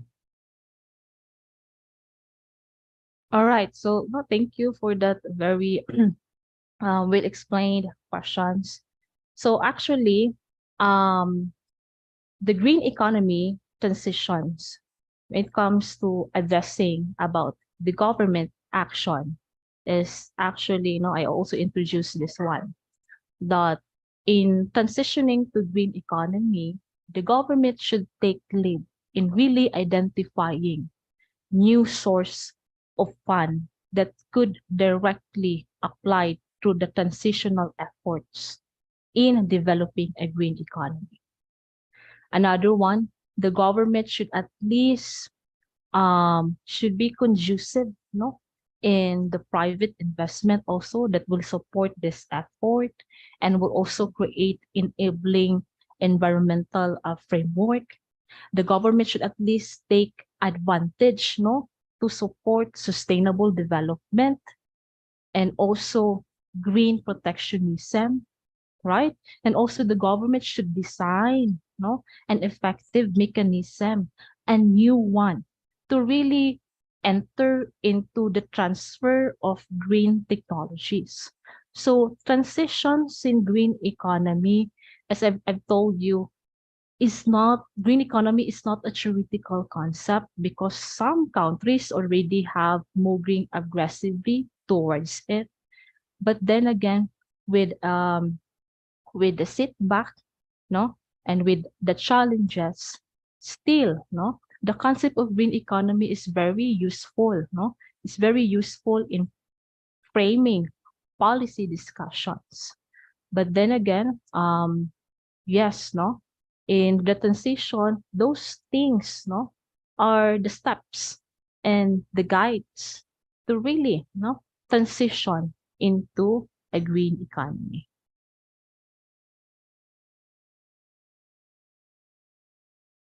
Okay, is that clear, Milky Way? Okay. Uh, Dr. Christine, there are another participant that would like to ask you. Okay, next, Princess Mary Tomero. Please mention your question. Hello, good morning. I am Princess Marie Tomorrow and I'm from Central Mindanao University. First off, I'd like to thank the speakers for the great sessions that we had. We really had a lot to take in. So for my question, it would be addressed to Dr. Christine Tenorio. So good day again, ma'am. So we've talked about the setbacks when we talk about green economy, and you have further expanded that during the previous questions. My questions would still be with in line to that. So there's this social perception that transitioning to green economy is totally costly and expensive. And this is from a trend wherein we could see how when we look at sustainability trends, we could actually see Finland, for example, as a leading country of it, and other countries following it are actually countries that are developed countries. And we can also see how shift to zero emissions is entirely costly. If we look at the World Economics Forum's, for example, journal present in there. So how would we be, I mean, since there's this social perception that, transitioning to green economy is totally costly and expensive, would it still be safe to say that green economy as a framework rather is entirely an inclusive framework visible from every status quo present? And how would we be able as well to counter this social perception of it as something that is entirely like an entirely exclusive just because it's expensive and costly at the end of the day? Thank you. All right. Can you simplify your question, Miss Princess Marie Yeah, Tomorrow? yeah, sure. So there's this perception of how green economy is costly. So would it be safe to say then that if there's this kind of perception, green economy is still a framework that is entirely inclusive from every status quo present? And how would we be able then to counter those kinds of social perception as we move forward to pursuing green economy?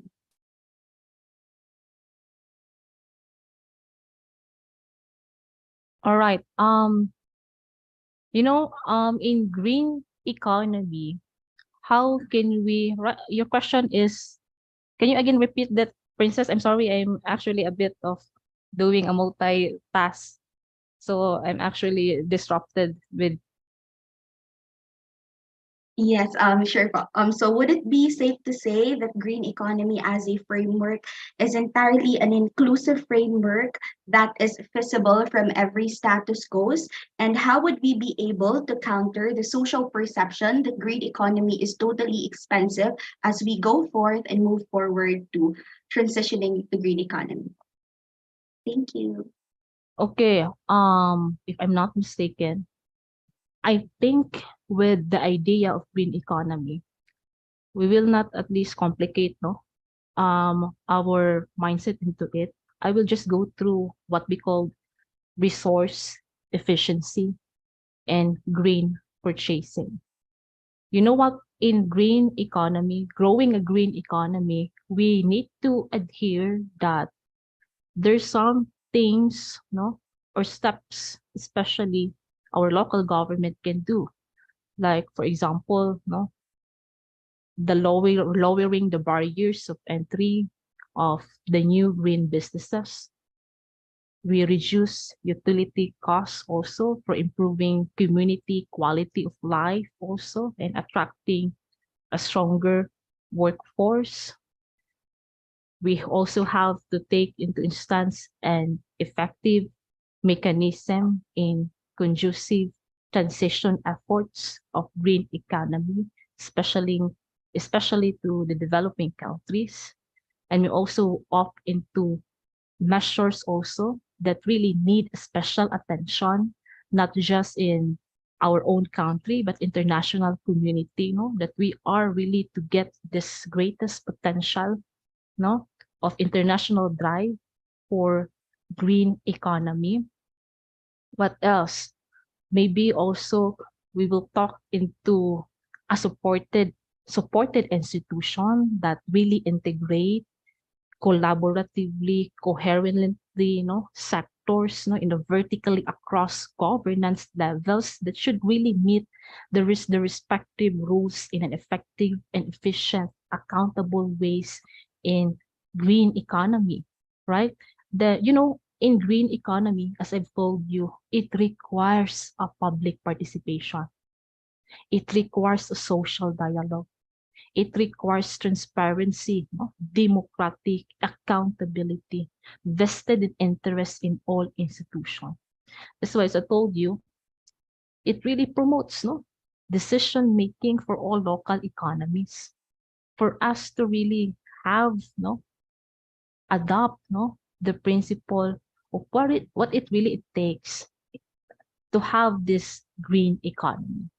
So again, in green economies, I've told you it practice sustainable development. But then again, it needs to really also encourage economies to become more sustainable and low carbon, right?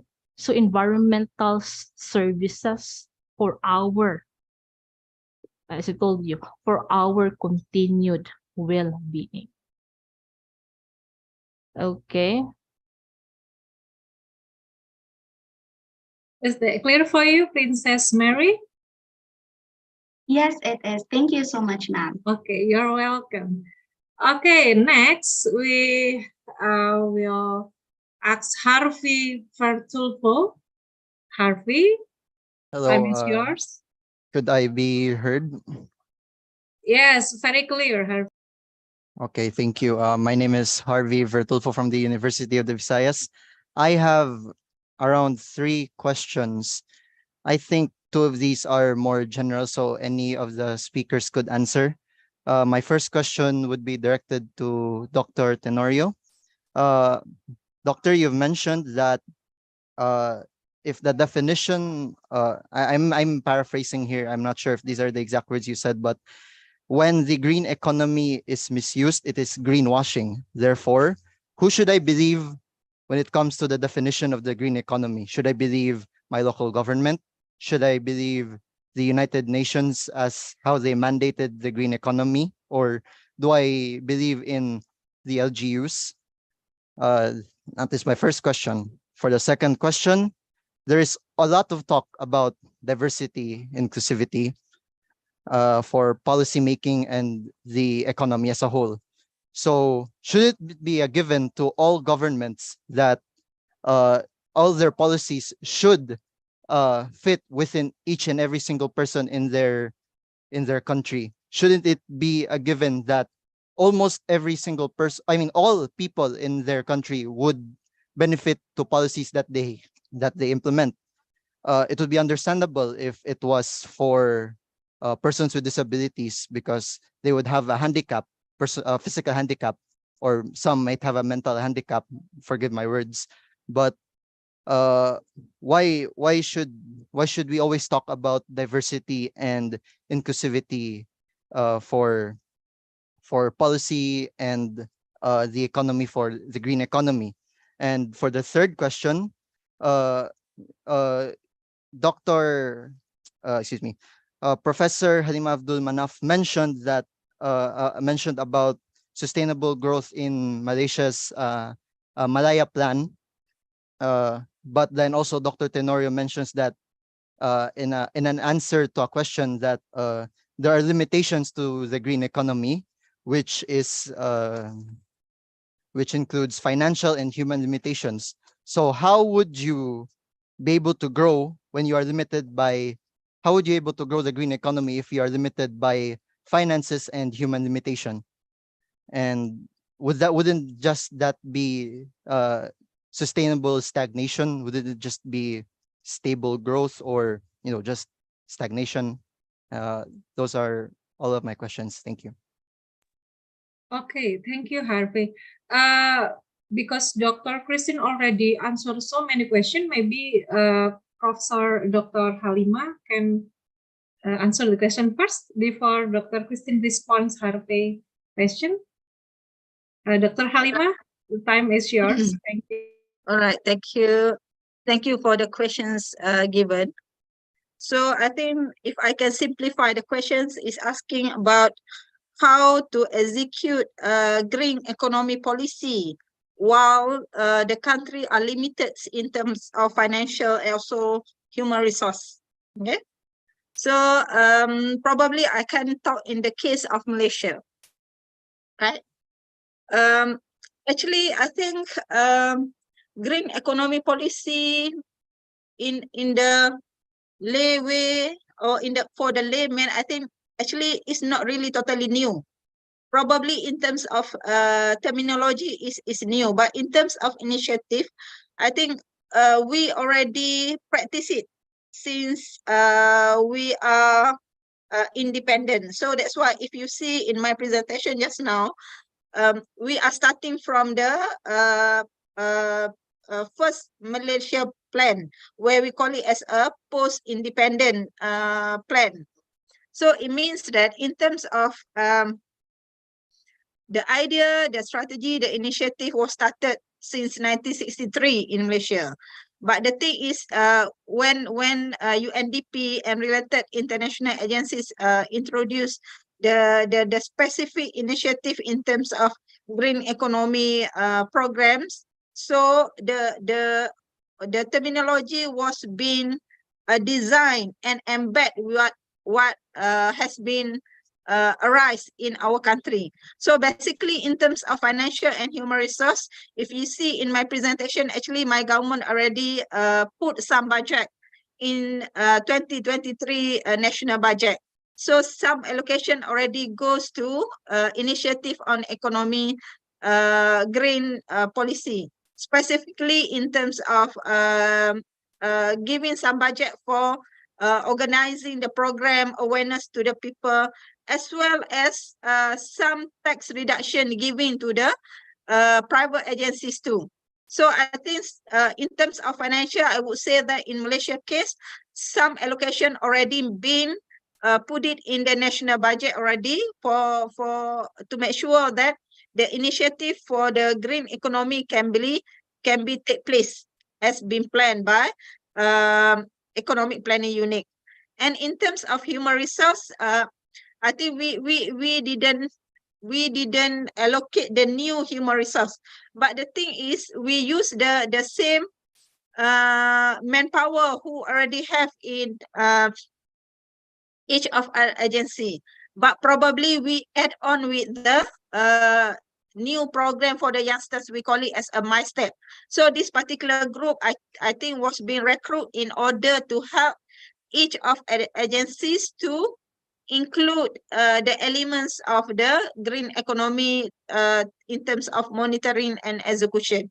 But what I'm trying to say is the government not just only promoted the policy and the initiative of green economy programs, as well as they comply, they support with the financial and human resource too.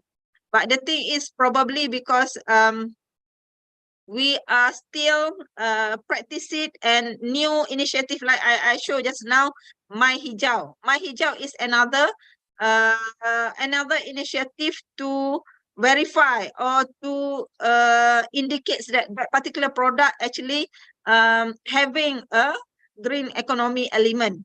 So the initiative already running. Probably I think by 2 or 3 years later, we will see the evaluation and monitoring what else we can do in order to make sure that our economy is still running well, but ecosystem of the environment also can be protected in the same way. That's my answer. Yeah. Okay, thank you, Professor Dr. Halimah. And now it's the turn of Dr. Christine to answer Harvey question. Dr. Christine, time is yours. Okay.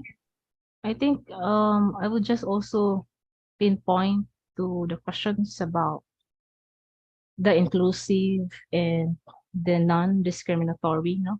As I've mentioned earlier that the green economy is inclusive and non-discriminatory, which means it would really promote it income, equal income distribution and opportunities, while also reducing disparities between and among people.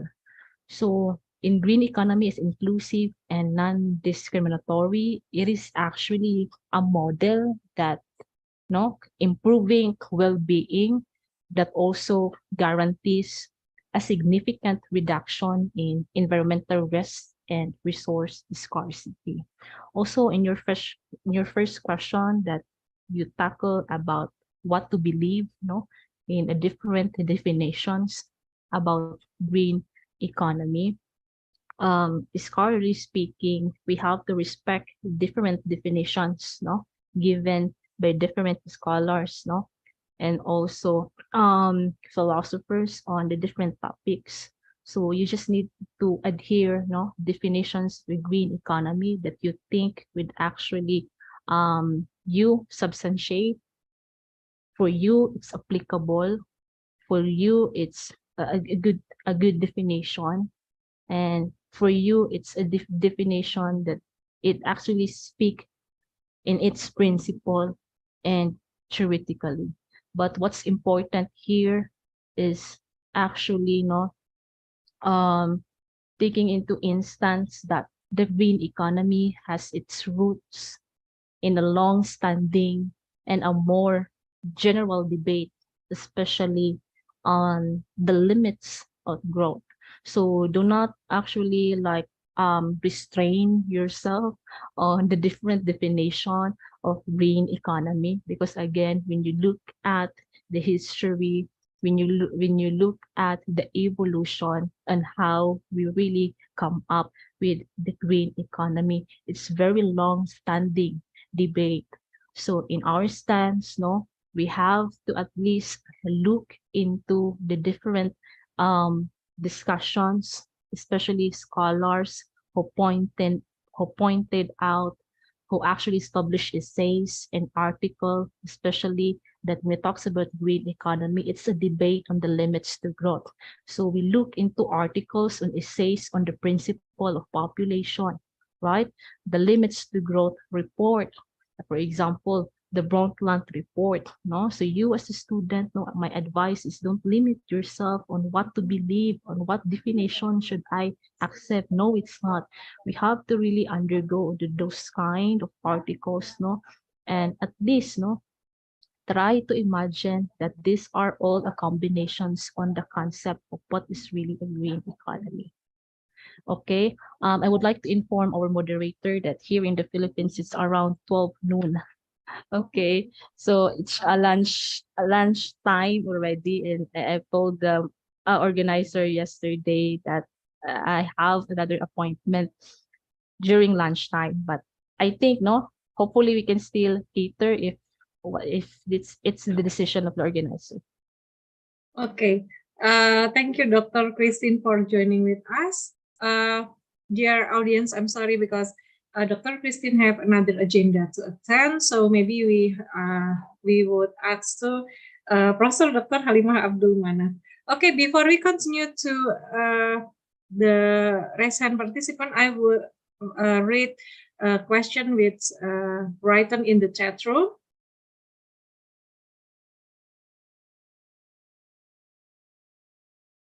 It is from Tan Yin Pyo from Mahidol University. It's quite question. It's 4 questions. The first question: The management plan in green economy quite broad and highly integrated with various aspects. So the first question is this plan solely the responsibility of one ministry, or does it involve shared responsibilities among different ministries? And the second question relates to the first question. What is the collaboration mechanism between ministries to ensure its effectiveness? And the third question also relates, do role conflicts or clashes among ministers pose challenges in implementing the plan and achieving the common goals?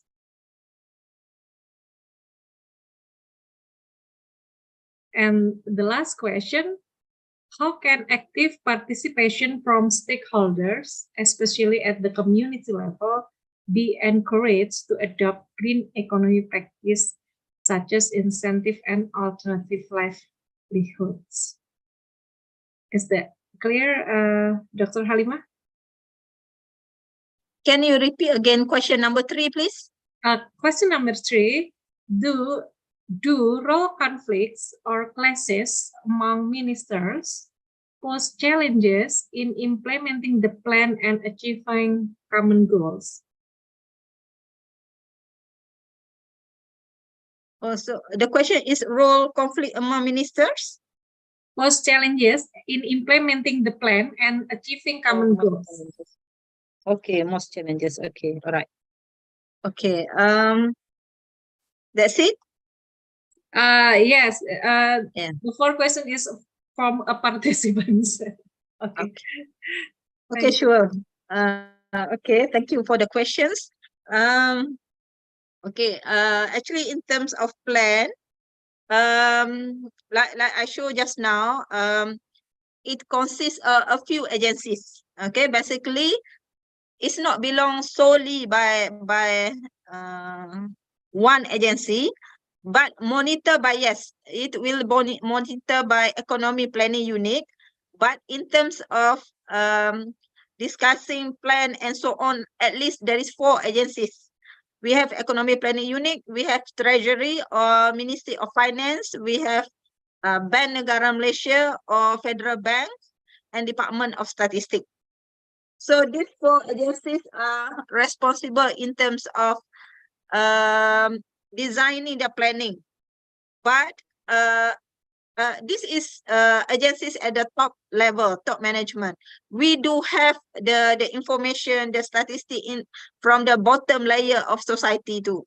So we have local government, we have NGOs, we have civic society, we have private agencies who give information in terms of what should be included in the plan.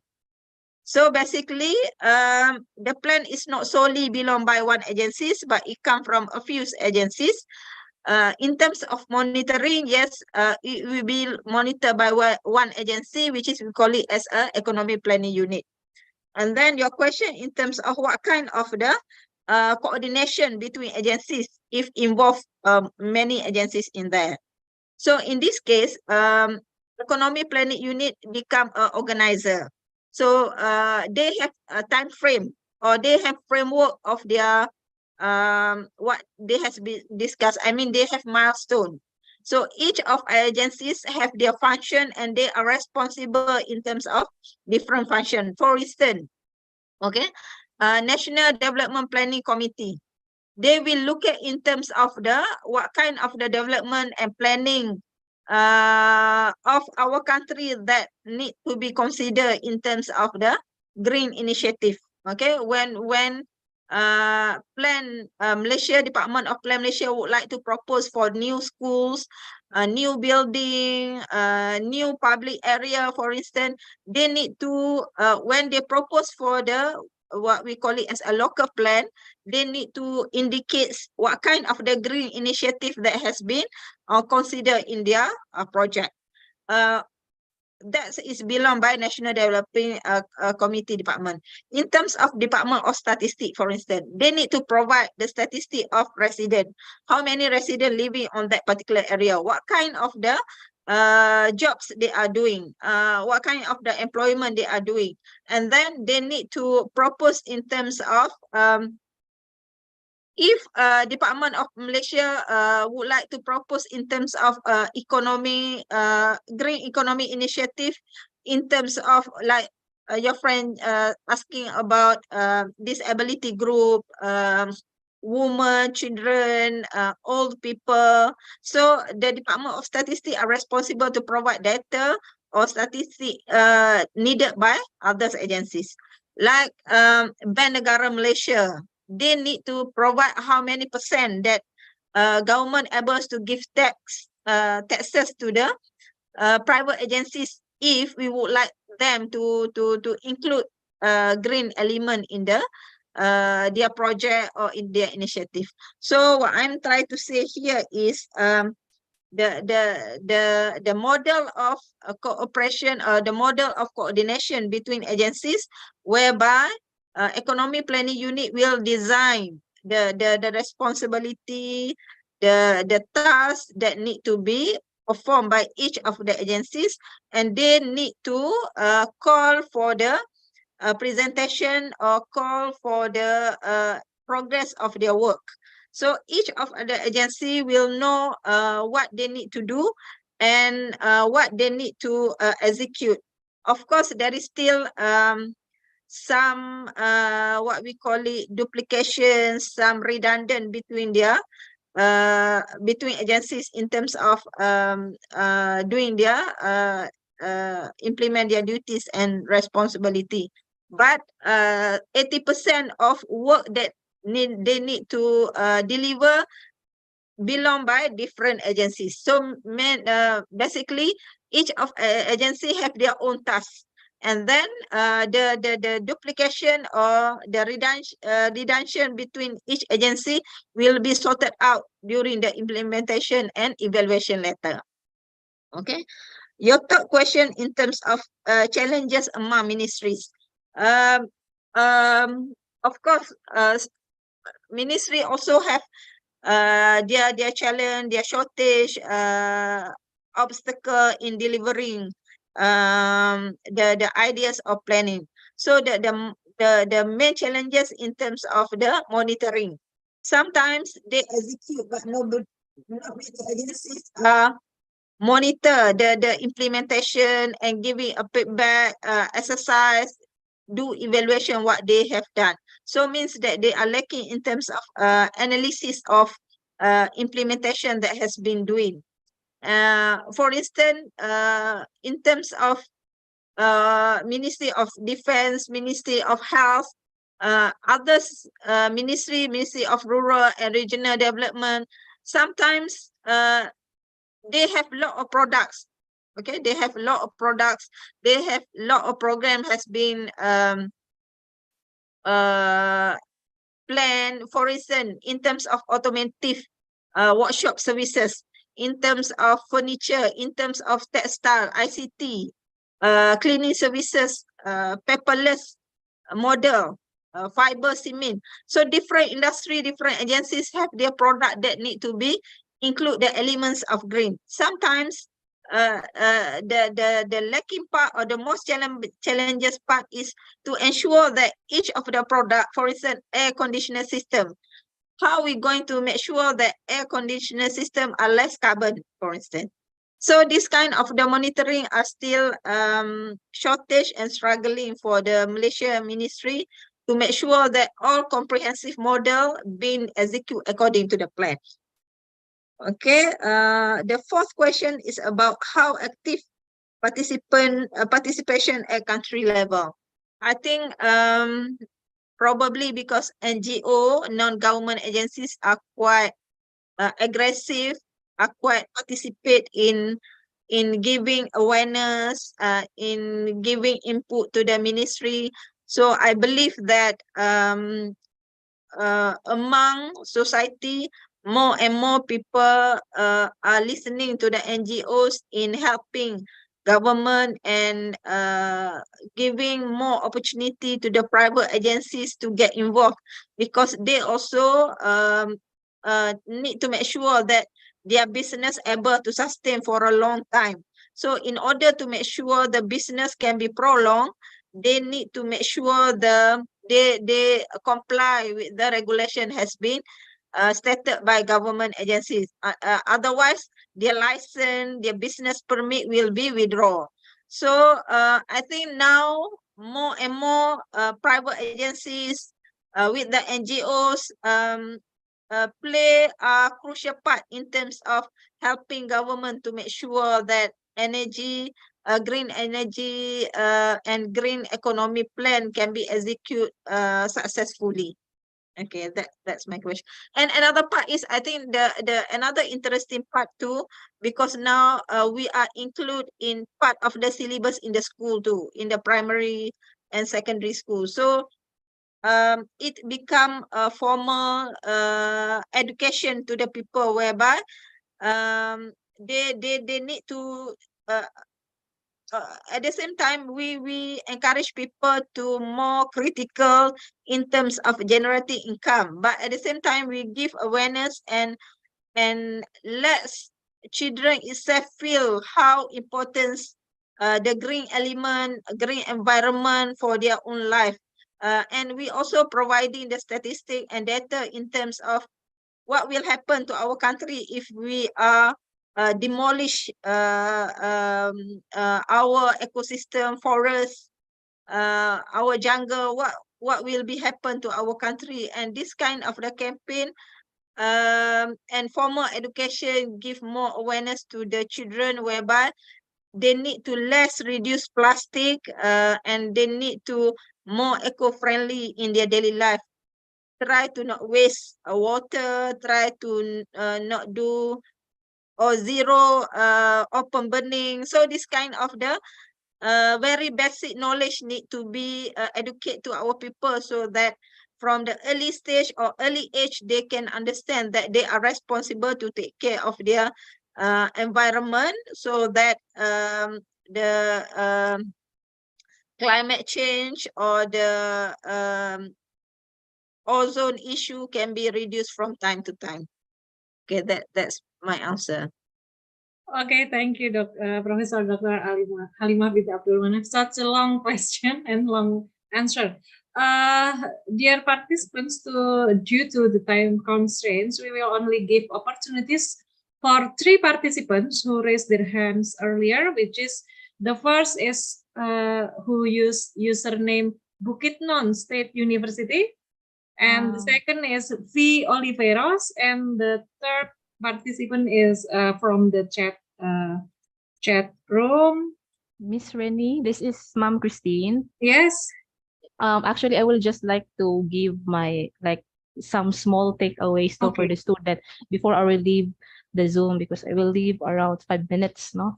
Okay. So before I will end my so I will just give some sort of this is not an answer to the question, but then again, no. Yes. In a green economy, it does not automatically imply a higher level of outputs, because it is not easy. Rather, moving towards a green economy, students really implies not only the mainstreaming of green niches, okay? Mainstreaming of green niches in specific sectors of an economy. But for me, no, it also really a change in economy's overall social construct.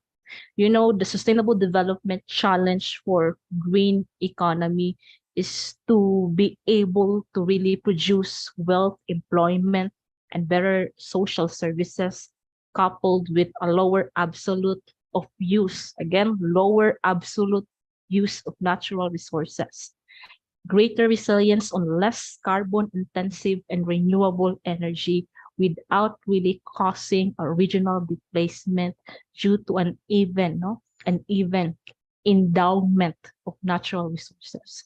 So my takeaways, you know what, for students, there is important policy work to be done. Again, there is really important policy work to be done to really ensure the paths to greener economy, which is socially inclusive and contribute to equitable economic and social development. So again, so I think that's actually the end for me here because I have to go now.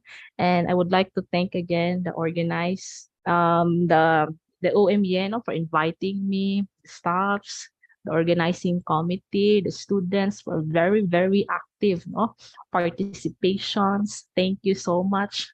For me, this is a great pleasure to be a speaker. If we can only talk the whole day or the whole week for your summer school about the green economy, because a lot of universities are struggling to really make this part in the curriculum in all universities, and it's really a challenge. So again, thank you so much, International Government and Politics Summer School, Universitas Muhammadiyah Yogyakarta. Hopefully I will back there sooner. Okay. And that's it. Again, thank you and goodbye, student. And yes, have a great summer school. Thank you, Dr. Christine, and I hope we can meet in another chance. Thank you. Okay, the first participant, which will ask question, username Bukit Non State University, and the second is P. Oliveros, and the third is Celestine Yafu from chatroom. For Bukit Non State University, time is yours. So good day, everyone. So my question is for Dr. Halima. So why poverty is part of top 17 goals for sustainable development? What is the basis when poverty doesn't have a solution? That's my question. Thank you.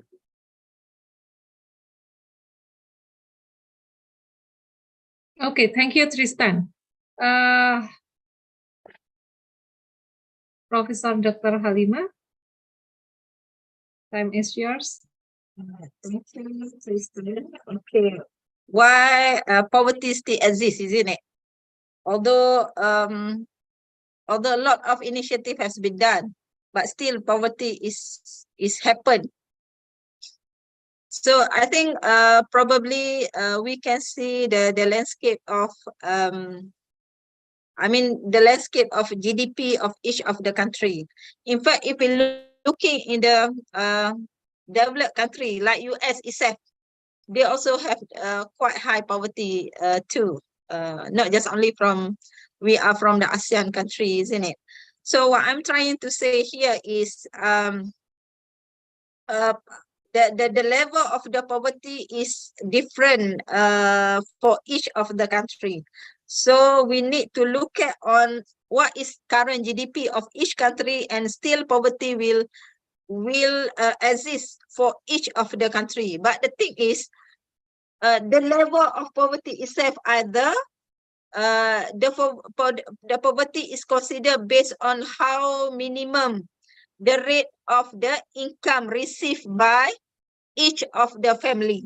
So if the income by poor people in the Japan is different between poor people in Malaysia due to the gross domestic product for price for each of the country. So what I'm trying to say is poverty still exists. Although we become a developed country, we still have because it's the behavioral insight. We can see that our people, although our economy is good, but some people they tend to be homeless, or some people, although our country able to pay for the salary, but they are looking for the not in the 3D domestic 3D industry. They don't like to work in the dirty. They want to like they don't want to work in the hot. They don't want to work in the construction area. So this kind of the measurement need to be considered in order to make sure that the line poverty can be slowly reduced. What I'm trying to say is, although many initiatives have been offered by government in order to make sure each of their citizens able to employ jobs, but due to the some behavioral insight among people, who take advantage of, they don't like to work in the hard or in the dirty sector. So they don't want to work. So in this case, for instance, wise, we able to employ migrancy, or we able to employ workers from other country to work in our country because we have a lot of job. But the thing is, behavior inside of our people who want to take things easy. They don't want to challenge themselves. They love to work in the comfortable zone.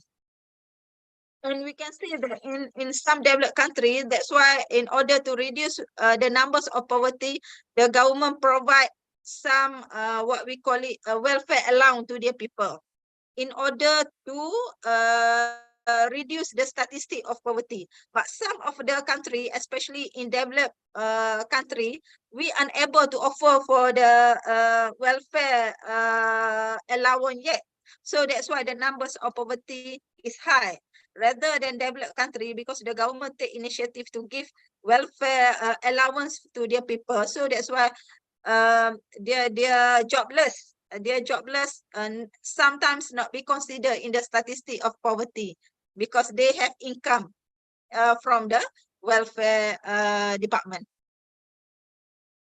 I think that's my view. Thank you, ma'am. Okay, thank you, Tristan, and thank you, Dr. Halimah. And the next participant, P. Oliveros from Central Mindanao. Good noon, everyone. I am G.V. Oliveros from Central Mindanao University, Philippines.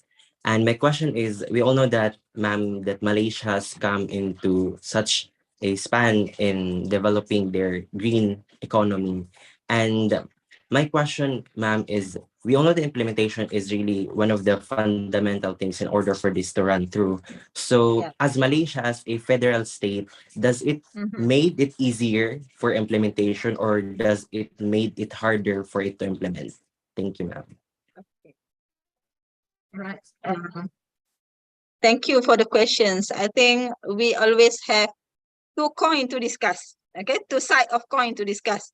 So means that in the context of Malaysia, while we are practicing federalism, compared with the Indonesia, they are practicing unitary. Okay, so as a citizen, I need to say the good side first. Okay, so basically, when we have federalism, so we have the suppression power of each level of government.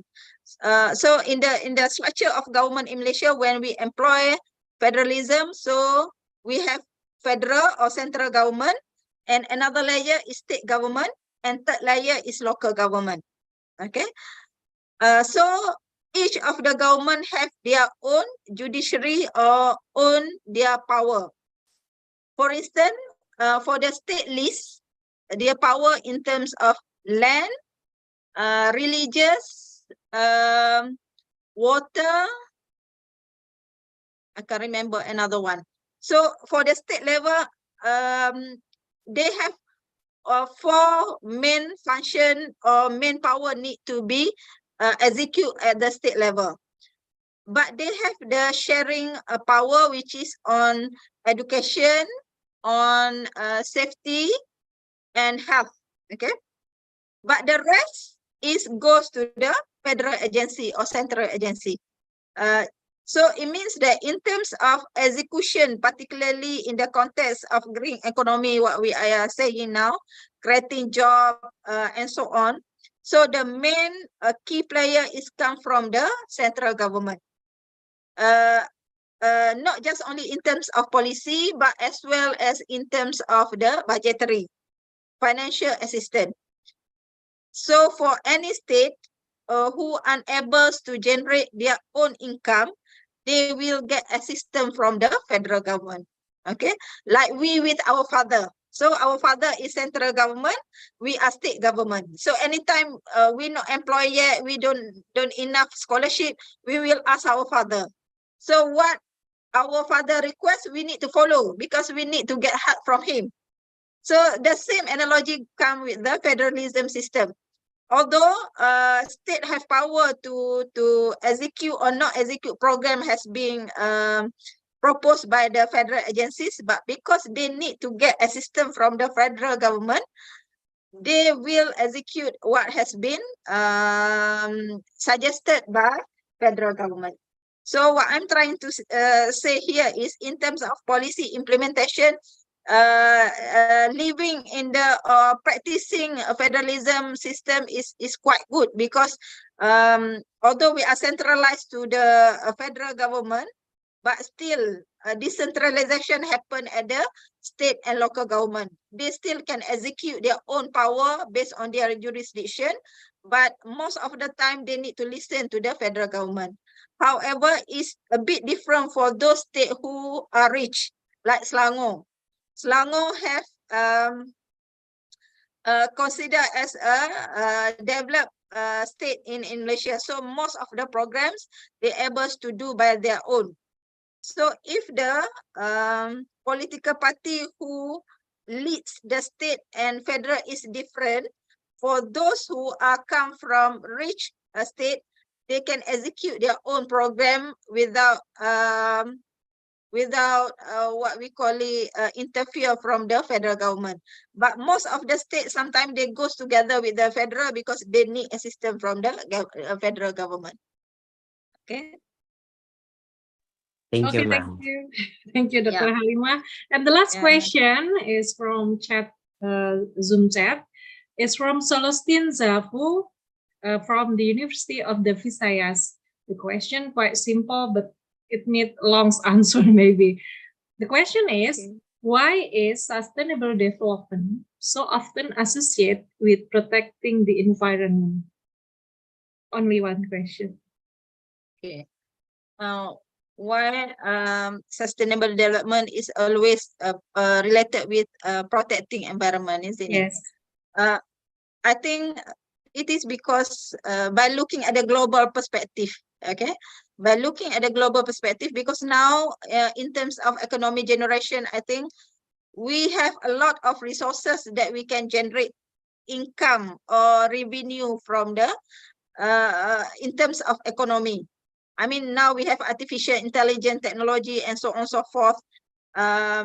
It's help people to generate income. But in terms of environment, if we not aggressively protect our environment, then we will lose them. Okay, we're not going to renew or identify the new resources of the environment, like forest is limited. Although you plant new forests, but still you need to wait for the 10 or 15 years in order to get new land or new forest, but still you didn't get the exactly what you have lost there. But in terms of economy, social, political, or other kind of aspect, we able to generate new resources, but it's different with the environment. And if you see that, if you study on climate change, for instance, you can see that actually in the Antarctica, the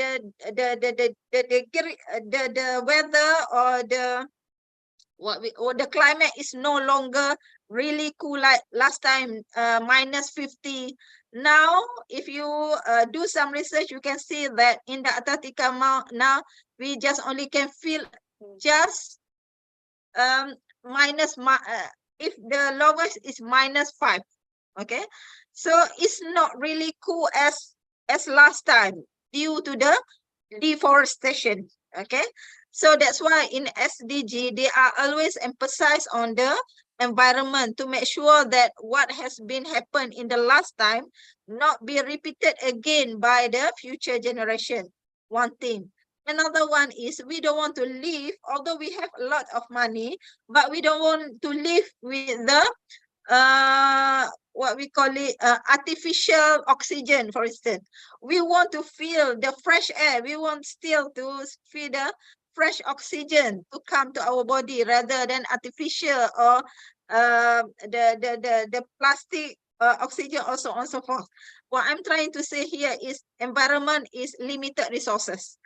If we not agree at the global, or if we not give education to the global citizen, what will happen to our ecosystem? If you see that now global warming happen, disaster, climate change happen very frequent, especially in the country or in the area that never happened before. It is due to the deforestation of environment. So due to the limited of resources for the environment, that's why SDG always, but actually it's not SDG only, other initiative at the country, at the global has been debate has been discussed, and we come to the conclusion that initiative should be done at the every level, so that our people are keen to protect their own ecosystem, so we can have a reserve environment to our future generation. That's my answer. Okay, thank you very much, Dr. Halimah binti Abdul Manaf. Dear audience, due to the time constraints, and we have started half an hour early, and today is this time is already break time in the Philippines, so sorry we cannot discuss the next question. So this is the end of our discussion today, and we hope there are so many insights regarding the green economy that we got from this discussion with Dr. Halimah binti Abdul Manaf and Dr. Christine. And Alhamdulillah, today's event went well. And once again, we express our gratitude and respect to Dr. Halimah binti Abdul Manaf and Dr. Christine, who has left before. And we apologize if there are still any imperfection in organizing this event. Hopefully, we will give another chance to meet again. Wassalamualaikum warahmatullahi wabarakatuh. And I return the event to the Master of Ceremony. Thank you. Okay, thank you, ma'am.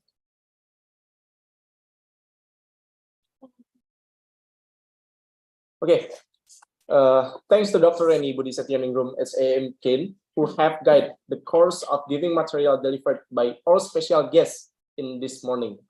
Thank you also to Dr. Halimah Abdul Manaf and the other speakers. Okay, thus the opening ceremony of the 4th International Government and Politics Summer School in 2023 comes to an end. We express our heartfelt gratitude and highest appreciation to all the honored guests and participants who grace us with their presence. Until we meet again in the next session, and especially to all participants, we encourage you to actively follow all the information regarding the summer school that we will provide in the WhatsApp group.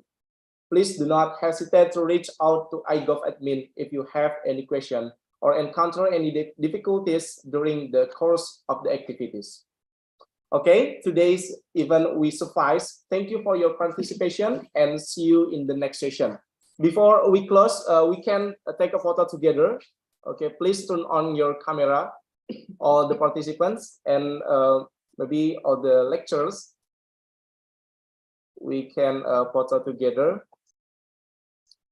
Okay, for the documentation stuff ready. Okay, in the first slide, we take photo. Please smile. Okay, 1, 2, 3. Okay, next slide. In the second slide, please turn on your camera for all participants. Okay, 1, 2, 3. Okay, we just have 2 slides in here. Okay, thank you all. And just for your information, for tomorrow, we start again the agenda. And please always turn on your camera during the agenda, and don't forget to fill the attendance link. Okay, thank you so much. Wassalamualaikum warahmatullahi wabarakatuh. Good afternoon, everyone. See you guys.